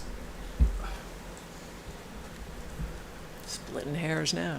That's not the easiest one to figure out. What was it? Some might think it is substantive. I was saying, could we make a determination about how many, start with 6, have the public hearing. If we decide after the public hearing, it should be 9, it should be 5, it should be a Yeah, different number. Nick is saying that's substantive, we have to do a Yeah, public hearing again. I would feel more comfortable yeah, like we'll doing deciding. another public hearing than if that were the change that comes out of the public hearing. Okay. I don't see that So that's are we something we can feeling- decide here. Right, well, 6 has been the recommendation of the ordinance committee. Obviously, we're I discussing like it. 6. I like 6. Are there other aspects of this that we would like to discuss? Yes, though I'm not sure I'm over the 6 versus 7 yet, but I don't know that it really fully matters. But can you just rewind to the funding piece? So what is the avenue forward for that if it's not included here? It would be an additional ordinance of creating, and I will defer to Nick to this, but the way this initially was discussed was potentially in creating the housing commission, you could create a separate housing authority, and so we had talked about that throughout the process of creating these 2 things, and so the housing commission ordinance had the language regarding funding. We decided as part of this process not to pursue that at this time, but we had left the funding piece in there as a vehicle to address a potential future funding issue. But given that initially our charge and approach here was to turn our housing committee into a housing commission to give it Yeah. that sort of commission authority, we felt moving forward simply with the commission was the right thing to do at this time. And if we want to create a housing authority that is dealing with funding, when we do that, if we do that, then we can add in the funding piece to things. But it sort of was hanging alone in here, So is, which I think was a source of confusion. As it, Yeah, it seemed there was some concern granting this contemplated commission. I mean, all it was proposed was just an advisory, hey, here's how you might want to use funding, or here's what additional funding sources might be available. But there was some concern about this body having that authority and what that meant. So like Steve is saying, that was just struck altogether. But sure, nothing prevents us, this board, from in the future considering if you want to then add in this additional authority regarding a fund and who's going to be managing this fund. And I mean, we haven't even established the fund. So I do think there's support among the board for having a fund. Maybe I'm speaking out of line there. I support it. No, I support I it support it as well. I think we had some public feedback that people were very concerned about it, and I think, as Steve said, our original charge was to turn our ad hoc committee into a formal commission, and so we didn't want the funding piece to hold that up. We wanted to make sure that this got done first, but I think we should absolutely pursue an ordinance with a funding piece. There's more that needs to be done as relates to that Okay. than certainly has been done so far. Okay. So So that was it's- kind of delaying progress of it this was- initial charge. Correct. But it it's just not off requires of our much- radar. As far as I'm concerned, no. Okay. It's something that I'll bring forth. So, Nick, would it, going to the previous question, somewhere in our charter, it says that our chairs get to vote twice if they are, to break a tie. Yes. to break a tie, yeah. Could we remove that power through the ordinance and say, in this case, the chair doesn't get to vote to break a tie? guess I would ask why. I guess I would ask Well, why. it just means that 3-3 reverts to the normal, what I consider to be a more normal process of something not gathering enough support to warrant being a motion that is actually moved forward to the board or to wherever it goes. And it would put more emphasis that, 4 of the members have to agree to it. That's all. Is that something that should be in this particular ordinance for this commission that's not in any other commission ordinance, or is that something more Well, it suited for addresses charter an issue. revision? It does address, Well, it but- does address an issue, that's all. Well, But it should address it to all of the commissions then through charter Well, revision. maybe all commissions that have even numbers of members Yeah, should like have how that. many Right. have even In which case you would numbers? just say, that would suggest that what we do, well, actually, I guess anytime you have a quorum, and the quorum happens to be an even number, Yeah. you have that potential for an Yeah. even vote. I don't know that I don't know that I like the idea of a commission chair having the tie-breaking vote in every case, because it does suggest the possibility of manipulation of some sort if you're, I agree, and the chair is usually, you gotta think, we're speaking from the minority party, the minority representation at this board, and, so we know all too well the dynamics of being the minority in a voting board, and the majority party, has the greatest opportunity for appointments in this case for Right. the chair. And so we're just thinking from our side of the aisle, I- so to speak, of like how that plays out. And that's giving extra voice to one person that, we don't, obviously, it doesn't That- matter who the person is, it's just the, that leads the group. yeah. So, well, so, But do you know how many leaders, and I'm not speaking to any Woodbridge residents, do you know how many leaders I have worked under that should not have been in those roles? Like, just speaking, I just understand because that, but someone's that's- put as a this- leader doesn't mean that they should I understand, but be a leader. For all of those reasons, I agree with, and I hear what you're saying. What I'm taking away from this, though, is do we take this commission ordinance and put something in here that is not in any other ordinance, or do we take up this important Well, if matter we- in charter revision and have this commission mirror what the other commissions have in theirs and follow the same rules of the current charter, and we take up? I don't think it matters. Well, it might be something that comes up in charter No. revision, I don't Right, know. that's what I mean. And Can that I would just, be I'm sorry, let me applicable. just clarify for a moment. This, what we're talking about, this provision that says a chairperson gets 2 votes in the event of a tie, it doesn't exist in the charter. It's in our code of ordinances in the more general intro sections to the municipal agencies. So we could change that. We could change that ordinance. That's the bottom line, David. But, okay. Well, I mean, And- but it's, you know. I But don't. we could also do it in charter revision because it mentions the charter, right, except where the charter specifies otherwise. So if, as Maria's saying, charter revision were to make a blanket statement, then we wouldn't need to change this because it's already referring to Yeah, I mean, charter says something otherwise. like this probably should be born out of you know, the Charter charter at the revision. top But But there's level. really multiple But avenues. let's get a level set here, though. As Steve mentioned, our commissions are to provide us information and to help the board. Why would Maybe. we want to, for lack of a better word, hamstring them? Oh, I can think of a lot of terms reasons. Well, I can again, think of many that are have been the current practice for the last 10 years. So, and a well, lot of, and and I all don't of them see are it. I nefarious, and I absolutely don't like don't them. see it working with the commissions that lay policy. What would be, Like the Finance Commission, which is a 6-member board, like the Board of Selectmen, which is a 6-member board, that actually make decisions on how the town moves forward, and coming up with a 3-3 vote saying, oh, no, that goes off the table, we're done.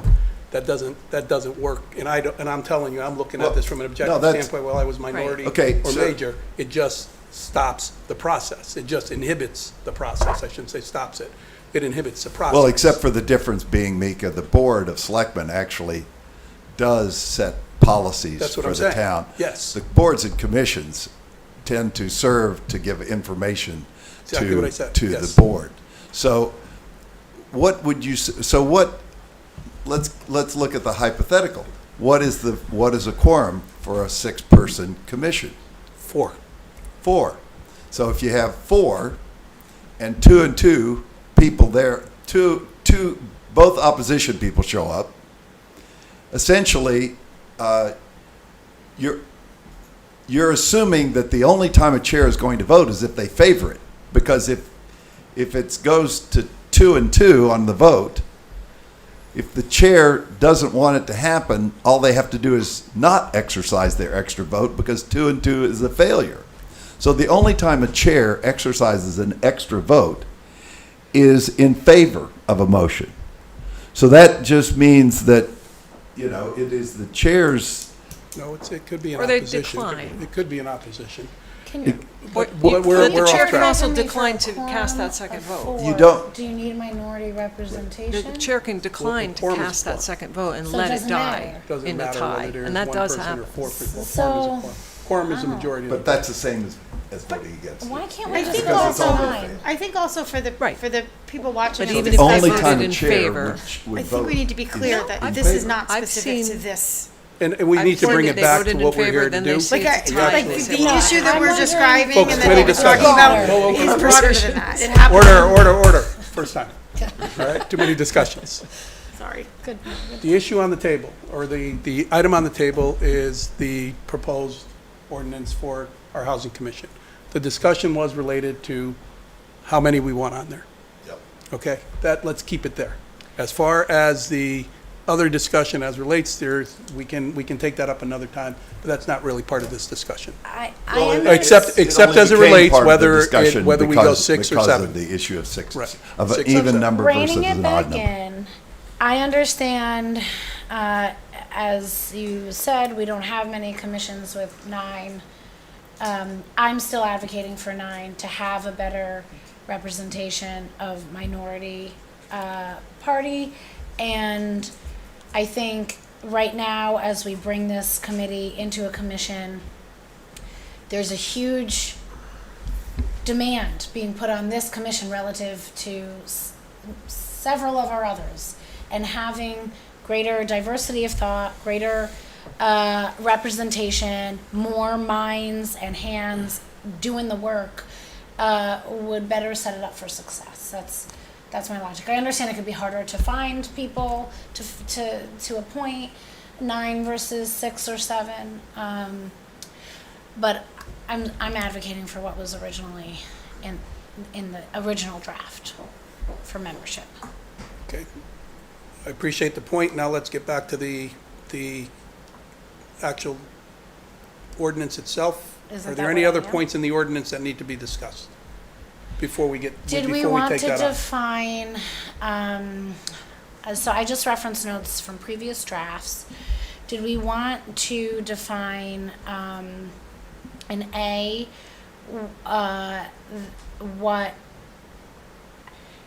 how, like specify the use of Woodbridge-specific data if possible, or is that unnecessary? I think including that in an ordinance is not necessary. Okay. How about defining the word diverse in terms of housing options in B? Because that was a feedback comment You're that right. was made. Yeah, we looked through all the feedback and it would say, basically, almost none of our ordinances define terms. The ordinance is not a place for definition of terms. Could it be though? I mean, It's- we've never done an ordinance as a board Looking before. through our ordinances, it's not typical for there to be. Yeah. Andrea, I'm answering your question. Okay. So, no, we discussed it, and no, it is not typical. I don't agree that it should be there. I think our ordinances are meant to be broad with their language, and that's why this is presented as it is. We heard the feedback, we discussed it, and it doesn't include that By- because that's So we not shouldn't typical. say affordable as defined by state of Connecticut, whatever statute. Did not feel that I was mean, that's necessary. limiting. I think affordable means more than what section 830G of the statute says. Okay. And my read of that is diverse in that sentence is modifying housing options. Because there's a Sure. range of housing I'm options. just asking questions. Hearing a response that's like, because it wasn't done in the past, doesn't, to me, isn't a general approach to how to do things present. That's not what I said. And I think no, that I think that's a is. mischaracterization of what I said. Okay. Our ordinances are generally broad. That's the idea of them. The language of them is generally broad. Okay. My final question was for D, and I asked this last time, so I assume I'll hear a similar response, but should the role of town council be brought into D? So it's So which one monitoring are and you saying, B reporting. or D? I'm sorry. Monitor and report any changes to state and federal laws and regs related to housing. Understanding that's monitoring and reporting. So is it clear in that, by the absence of this language, that it's still the role of council to interpret what that means for our town, what those changes may mean for our town? Well, Yes. town council Yes. Yeah. Okay, works with all of our board and commissions. I'm sorry. Yeah. No, I'm I hear reading you it right whispering. now. I'm not whispering at you, I'm like reading out loud on Okay, the lines. I'm okay. No, I'm sorry. No, that's Like, okay. I my just wasn't sure if you were. recording is- I'm reading along with you, I'm sorry. No, just trying to clarify. So these are recommendations back. So the one question I did have it, so recommendations to the Board of Selectmen. We're also contemplating recommendations to TPZ. We've had some discussion already about TPZ being a very separate entity from the Board of Selectmen. So my only concern here is that we are giving this commission 2 bodies to report to, and it's not clear how that's coordinated or if it's coordinated at all. If we're comfortable letting them make recommendations, and then we will overhear the recommendation they make to TPZ as long as we monitor that? Or do we want to say joint recommendations to TPZ and Board of Selectmen? I don't know if that's the case. That would be one word added here, but I don't know if you thought about that at the ordinance meeting at all. They're basically reporting to two entities, and I think there's a little confusion now. Well, I That's think they're a good reporting to point. two entities. I think our discussion was that they're doing that because they're two entities. In other. Because of the separation of our responsibilities and duties, that's why they are reporting to both groups. Right. And in some towns, the planning part of planning and zoning includes a housing commission. Right, and I remember a discussion where we thought about this as a subcommittee of TPZ because of the vital role it plays there. I feel like it's not gotten clearer who they're reporting to, and clearly in our experience, TPZ is getting much more frequent reports than we are from this existing ad hoc, which is not to say that will continue with this commission, but what do we envision this commission doing in terms of reporting? Always telling us as well as TPZ, or? Section let them E do it? says that it will file an annual written report with the Board of Selectmen and the Town Planning and Zoning Commission. Right, The but same TPZ report? has a monthly report from housing. Is that, do you think, expect that TPZ to requests a continue? monthly report from housing. So Selectmen can do the same? We could, Yeah, we okay. could. I don't know that we So. want so to, but. We kind of reserve those powers? Well, I'd like to at least know what they've reported to TPZ, and again, I can go and watch the meeting and look up the minutes and all that, But I- but, That's what we do for every other board and commission that's doing any work. If we want to learn what they've discussed at a particular meeting, you know, right, but they don't go to any other board or commission. Everyone is, all the other boards and commissions besides TPZ and inland wetland and some of these regulatory agencies are advisory to the Board of Selectmen. They don't have that and also go to TPZ. I guess what you're suggesting the risk is that they would say something different to the town planning and zoning than they would to us, or, Yep, or additional. I'm not saying different, because that would say that they're trying to tell two different stories. I just think that there's more information flowing to TPZ than we know. And how do you feel about that? Do you want the Board of Selectmen to also receive? And you can do it without it being in the ordinance. It could just be a practice. this is a component of TPZ to the point where in some places they have it's a subcommittee of TPZ as Right. the housing commission. To me, that in and of itself indicates that there is a closer relationship with town planning and zoning as relates to information from housing than there might be with the Board of Selectmen. We still have all the abilities that we ordinarily would have. I personally don't feel like I don't think there's a issue or with TPZ getting more regular updates from housing since they have more to do with what's happening in housing. That's the way I look at it. So when you say joint, my concern with the joint is that now we got to get together, we got to make sure it's coordinated, and that's, And it's suggested a joint meeting. exactly, which adds, layers of, I was just thinking reports that are in writing come to us as well as them. So, for example. That's what this says. So, for example, the affordable housing plan that we file with the state, that's the Board of Selectmen's vote to do that. Yep. It would be helpful to, along the way, and not just once every 5 years, when we're going to be doing an update, receive constant input so that we can be more reflective. But I think what I'm hearing is it's a practice, and we retain the ability to do that practice. So I don't think it has to be in the ordinance, but I just was curious to know if you talked about it as well. We did talk about it. That's my answer then. There Thank you. go.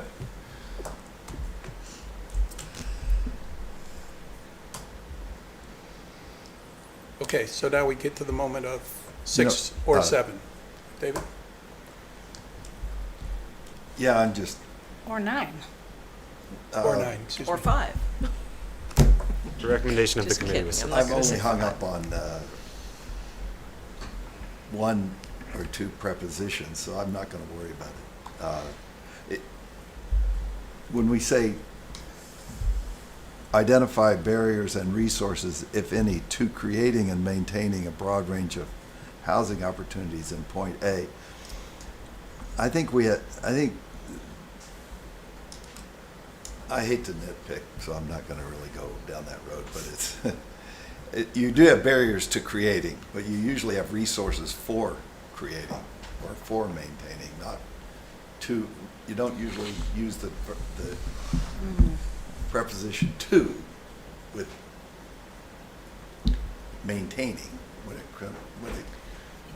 it comes to the word resources. That's my only.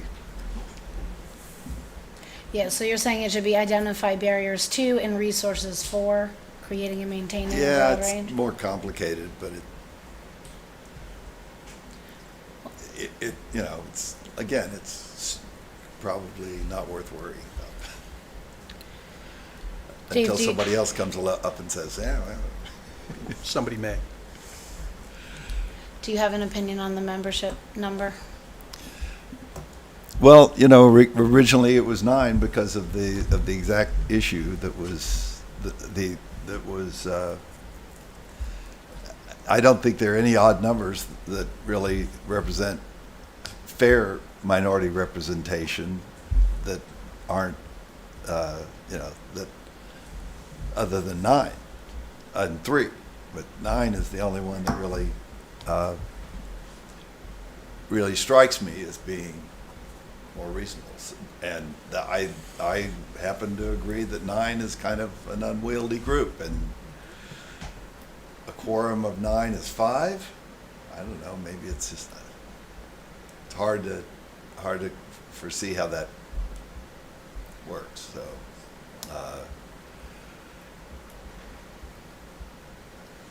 I mean,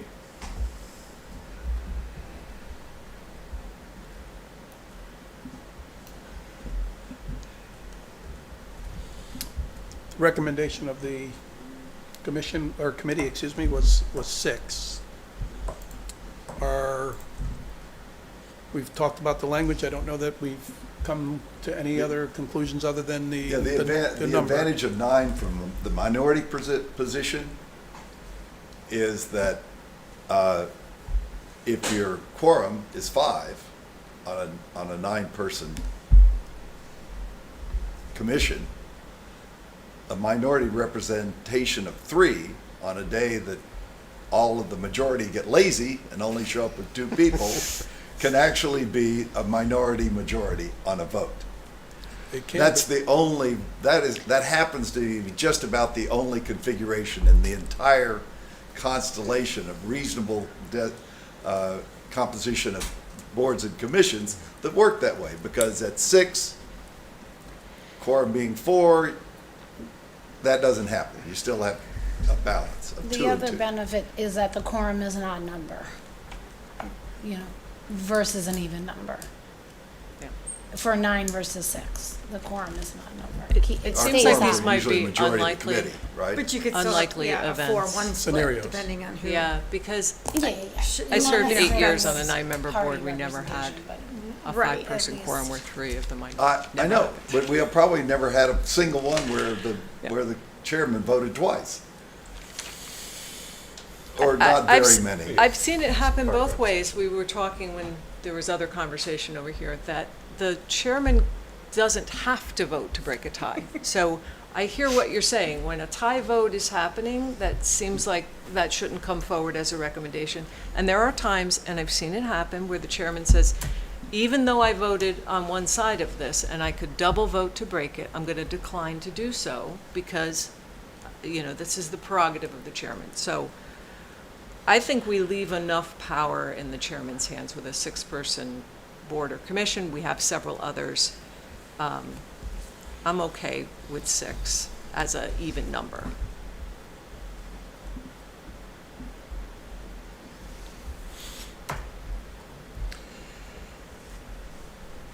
Are there any other items here that we need to discuss as far as what we put forth?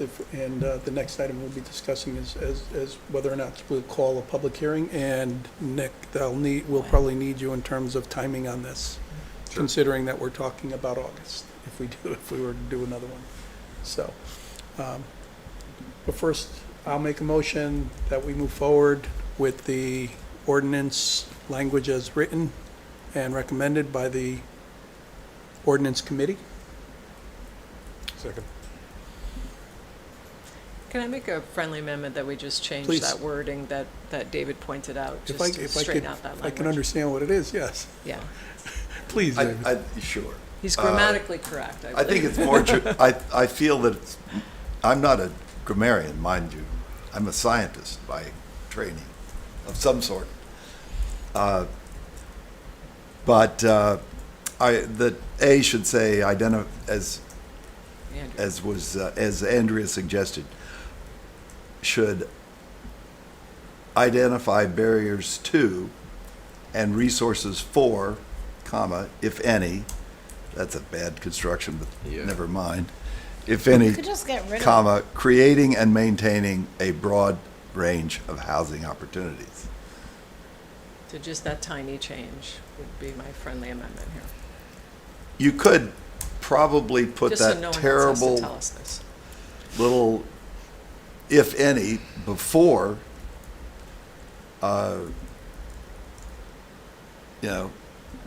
How about identify any? identify, comma, if any, comma, barriers to and resources for creating and maintaining a broad range of housing opportunities.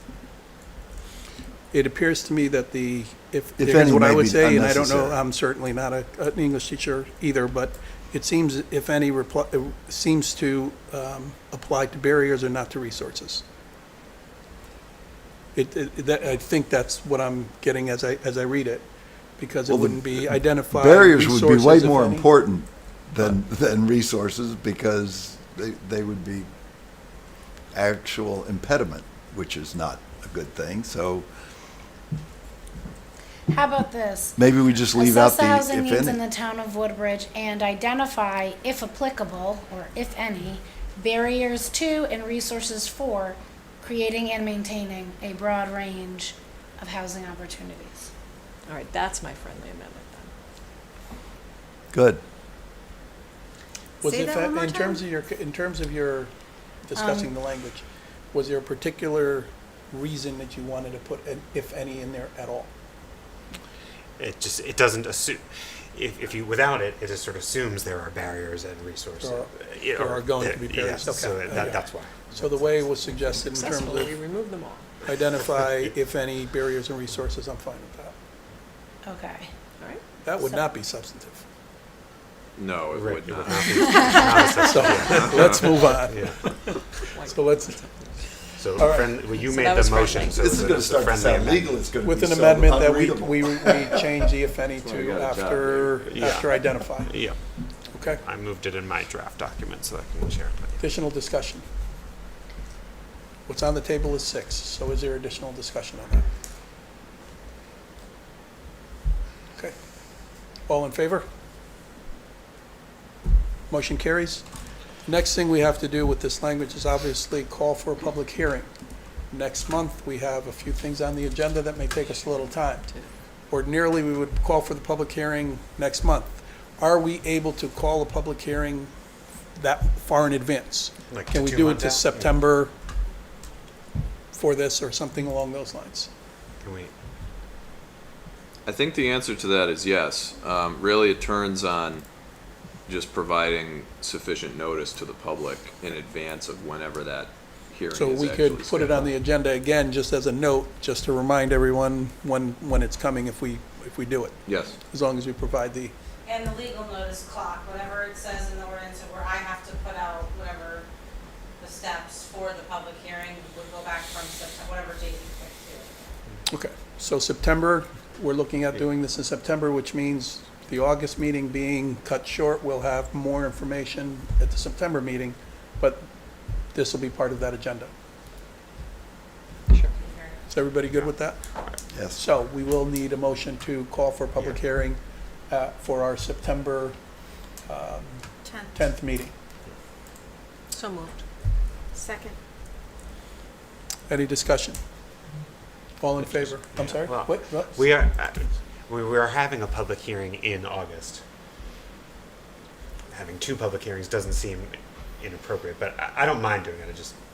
The logic is to have fewer public hearings at that meeting. I don't It know. might be, that might add length here that we Yeah. do not want. That's my only I mean, concern. That night, Yeah. because it's not relevant. My only concern is who shows up and making sure we give that enough time. Sure. And then we have to give the POCD, two parts of the POCD enough time. Okay, And- I'm fine with that. Okay. Okay. All in favor? Motion carries. Next item on the agenda, Mika, can I just ask a related question? please. Just procedurally, after the hearing, when do we do appointments?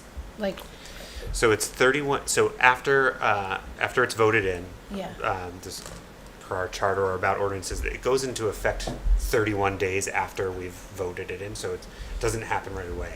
okay. At that point, and I'll defer to Nick after this, we would need to establish the commission. Or we need to establish membership. So it wouldn't be at the September meeting. Okay. I would assume we would take that on at our October meeting. Assuming potentially. it's voted in at the hearing on Assuming, yeah, so September which we might decide 10th. we don't want to. Yeah. Obviously, we had the public hearing at the last meeting, but once we approve of it, it's 31 days till it goes into effect. And I think at that point, we could take up filling the commission. And with that first filling of the boards and commissions, we establish the Four and two, the staggered. The stagger, Staggered Yes. terms. and that's provided in the ordinance already? Is that? It's in the charter. It's in the provisions for all the charters, or for all the ordinances. all So the when we agencies. established the Ag Commission a few years ago, So which we'll Andrew and I were have, both on we'll have some initially, staggered they were terms that we staggered have to terms. set. Right. Yeah, so they're Right. both serving 2 years to start and others serving 4 years. Yeah, that's a correct summary of the legal timeline, so to speak. It doesn't actually become effective until, about a take action to populate the actual membership. Okay. Thank you. Our next item on the agenda is charter revision timeline and process. We've spoken a little bit about charter and some changes that need to be made in our charter. And once we open the charter, it's then open to the commission. We do need to establish a commission as part of the overall process. There was a timeline included in our packet in terms of that. And what I wanted to discuss today specifically is that timeline. In consideration for what we've just talked about in terms of the August, September, and not too far behind the October meetings. The proposed timeline that was included, we may want to look at revising that, possibly all the way to starting the I'm sorry. No, so I was just say, I with Mika's and Nick's help, I sort of put that together just as an idea of what it could look like, and I should have said potential timeline as opposed to proposed timeline, because I don't think we actually want to launch that, particularly with having just received the POCD, and there's too much, but I wanted to map out what it would look like potentially, understanding that we budgeted for it this year, and if this was the earliest that we could do it, having received the memo at this meeting initiating, what that would look like. But I think it's easy to see how this could push out a month, and there's latitude within the memo that you've all seen for this to go longer than what's there. But with the idea of keeping it in a budget year, and starting as soon as possible, that's sort of how that potential timeline was drafted. But I think, as Mika alluded to, there's a bit too much going on to ask to do that right now. And so whether we whether we look to initiate at our September meeting or October meeting, there's still time to do that. So. Additionally, Yeah. there is consideration, there was suggested consideration be given to the fact that there's an election in November. And should this board actually put in place, within a month of a new election, should we put in place a commission that will be inherited by whoever's elected in November? And should consideration All be good given to questions. holding this off until December with a January date to start, to establish a commission so that the board in place at that time is the board that weighs in on the commission members. So, and there's Holding nothing, off. the only concern that I had relates to our elections, which because of language that was put in at the time that our elections were changed, we're okay with, is my understanding. Correct. Yeah, So- the state law provisions will effectively supersede the Right. conflicting provisions that we currently have. So, with that said, the suggestion would be to hold off on charter revision, initiating charter revision, and establishing the resolution to do so until December or January. Okay. Can I ask a question? You mentioned the funding, and I think I mentioned it last Yes. month when we talked about it. Is it, did we cut it in half with the budget, or is it fully funded? I think if we're contemplating January, that's what we discussed during the budget time, so that's fine. That's half of a year's worth of legal coverage. It was based on the recommendation, using our town council, obviously, for charter revision. My understanding, Tony, it was that it was the full amount of the additional costs associated with that, from a town council standpoint, from a attorney standpoint. And assuming he had nothing else to work on but our charter, so that was the piece that, my memory of it is that we cut it in half, but Tony's I'm looking going up. to tell you in 1 second. Yeah. Well, I think at the very least, we should wait to revisit this until September. Yeah, that's what I was I don't- gonna say. Is there a potential to start, like, initiating in September? Keep in mind And that then the- appoint for that committee in Yes. October? Yeah, the way that, once we initiate, we Yeah. have to appoint within 30 days. So that's, so if Okay. we, so that's sort of the issue That there. would be a mess. And I then it agree with speaks Meek to, on do that. we want to initiate As and this board. as this Yeah. board, or do we Yeah, want to yeah, wait yeah. until after the election to do it? That's really what I it boils happen down to to. like this board. Yeah. But, Well, but that's a good discussion to And have. the appointed commission will be doing the substantial work and will report back to us. It won't be the Board of Selectmen, whatever board it is this year, next year, doing the work. Other than, the Board of Selectmen will do the appointment, and then they will do the work. Well, and the board will also have an opportunity to make recommendations that Yes. will then go to that commission. Yes. And As a matter of fact, we would so if we initiate s- recommendations. I mean, I don't know if that's a one-time thing, though. So if there was an initiation in the December meeting, and within 30 days of that, we hit January and we make the appointment with the new Board of Selectmen, because we're definitely going to have new members. So if we did that, the recommendation from the Board of Selectmen, does that have to happen at the same time of the appointment, or can that happen? Is there a length of time where the Board of Selectmen can make recommendations to charter revision? Or is it once when they're starting, and then again when the recommendation comes back from them? No, there's flexibility within the Okay. time period for the board to make ongoing So you could have both recommendations. boards weigh in on Yeah. ideas. Okay. So do we just revisit this We in did do September and just Okay. see how we feel come September? If we want to initiate then versus wait till, Makes So, sense. Andrea, Tony just said we did only put half the budget in there. okay. Yeah. But even if we initiated in September, you still, there's not much work happening in terms of the legal, Yeah. because we'd be initiating. There's appointment of commission members. That's a month, Then they need to do a public hearing before there's any Well, substantial you work do need, that happens. you have to start incurring costs, though. You're gonna need Yeah. the town council, you're gonna need to start expending those funds right away. So that was half the budget for fiscal year, half the 26. amount for We 26? assumed, I think, in the budget a January start. Oh, okay. You don't wanna run out at the end. Well, that kind of makes our decision for us. It does. We already budgeted that way. Okay. Glad I remembered. All right, so I guess this is a no. Well, we're not, yeah, so Yeah, we're a not no doing anything motion, now. It's, anything. yeah. No action needed Okay. at this point in time. But we could take this plan when we do go to January and map it out I that do same really way. So appreciate this- having that just- timeline. I just This is wanted to be able to a look very at. helpful document. Thank you for putting that together. Also, just having the processes so everyone understands Yes. what this is part of, so we can start considering prior to exactly Yeah. what we're going to need to do. Because it will, So yeah, it'll come back, it'll come quick, yeah, so, I have that's other for sure. things Guarantee that. drafted as well, so. Sure. all right. Next agenda item is the consent agenda. Do we have a motion to approve the consent agenda, or are there any omissions or changes that are felt? Move to approve this consent agenda. Second. Any discussion? All in favor? Motion carries? Move to adjourn. Second. Well done. That's the first one I've gotten Fast. in however many months it's been. It's 8:58 on my clock, so right under 4 hours. Well done. Yeah.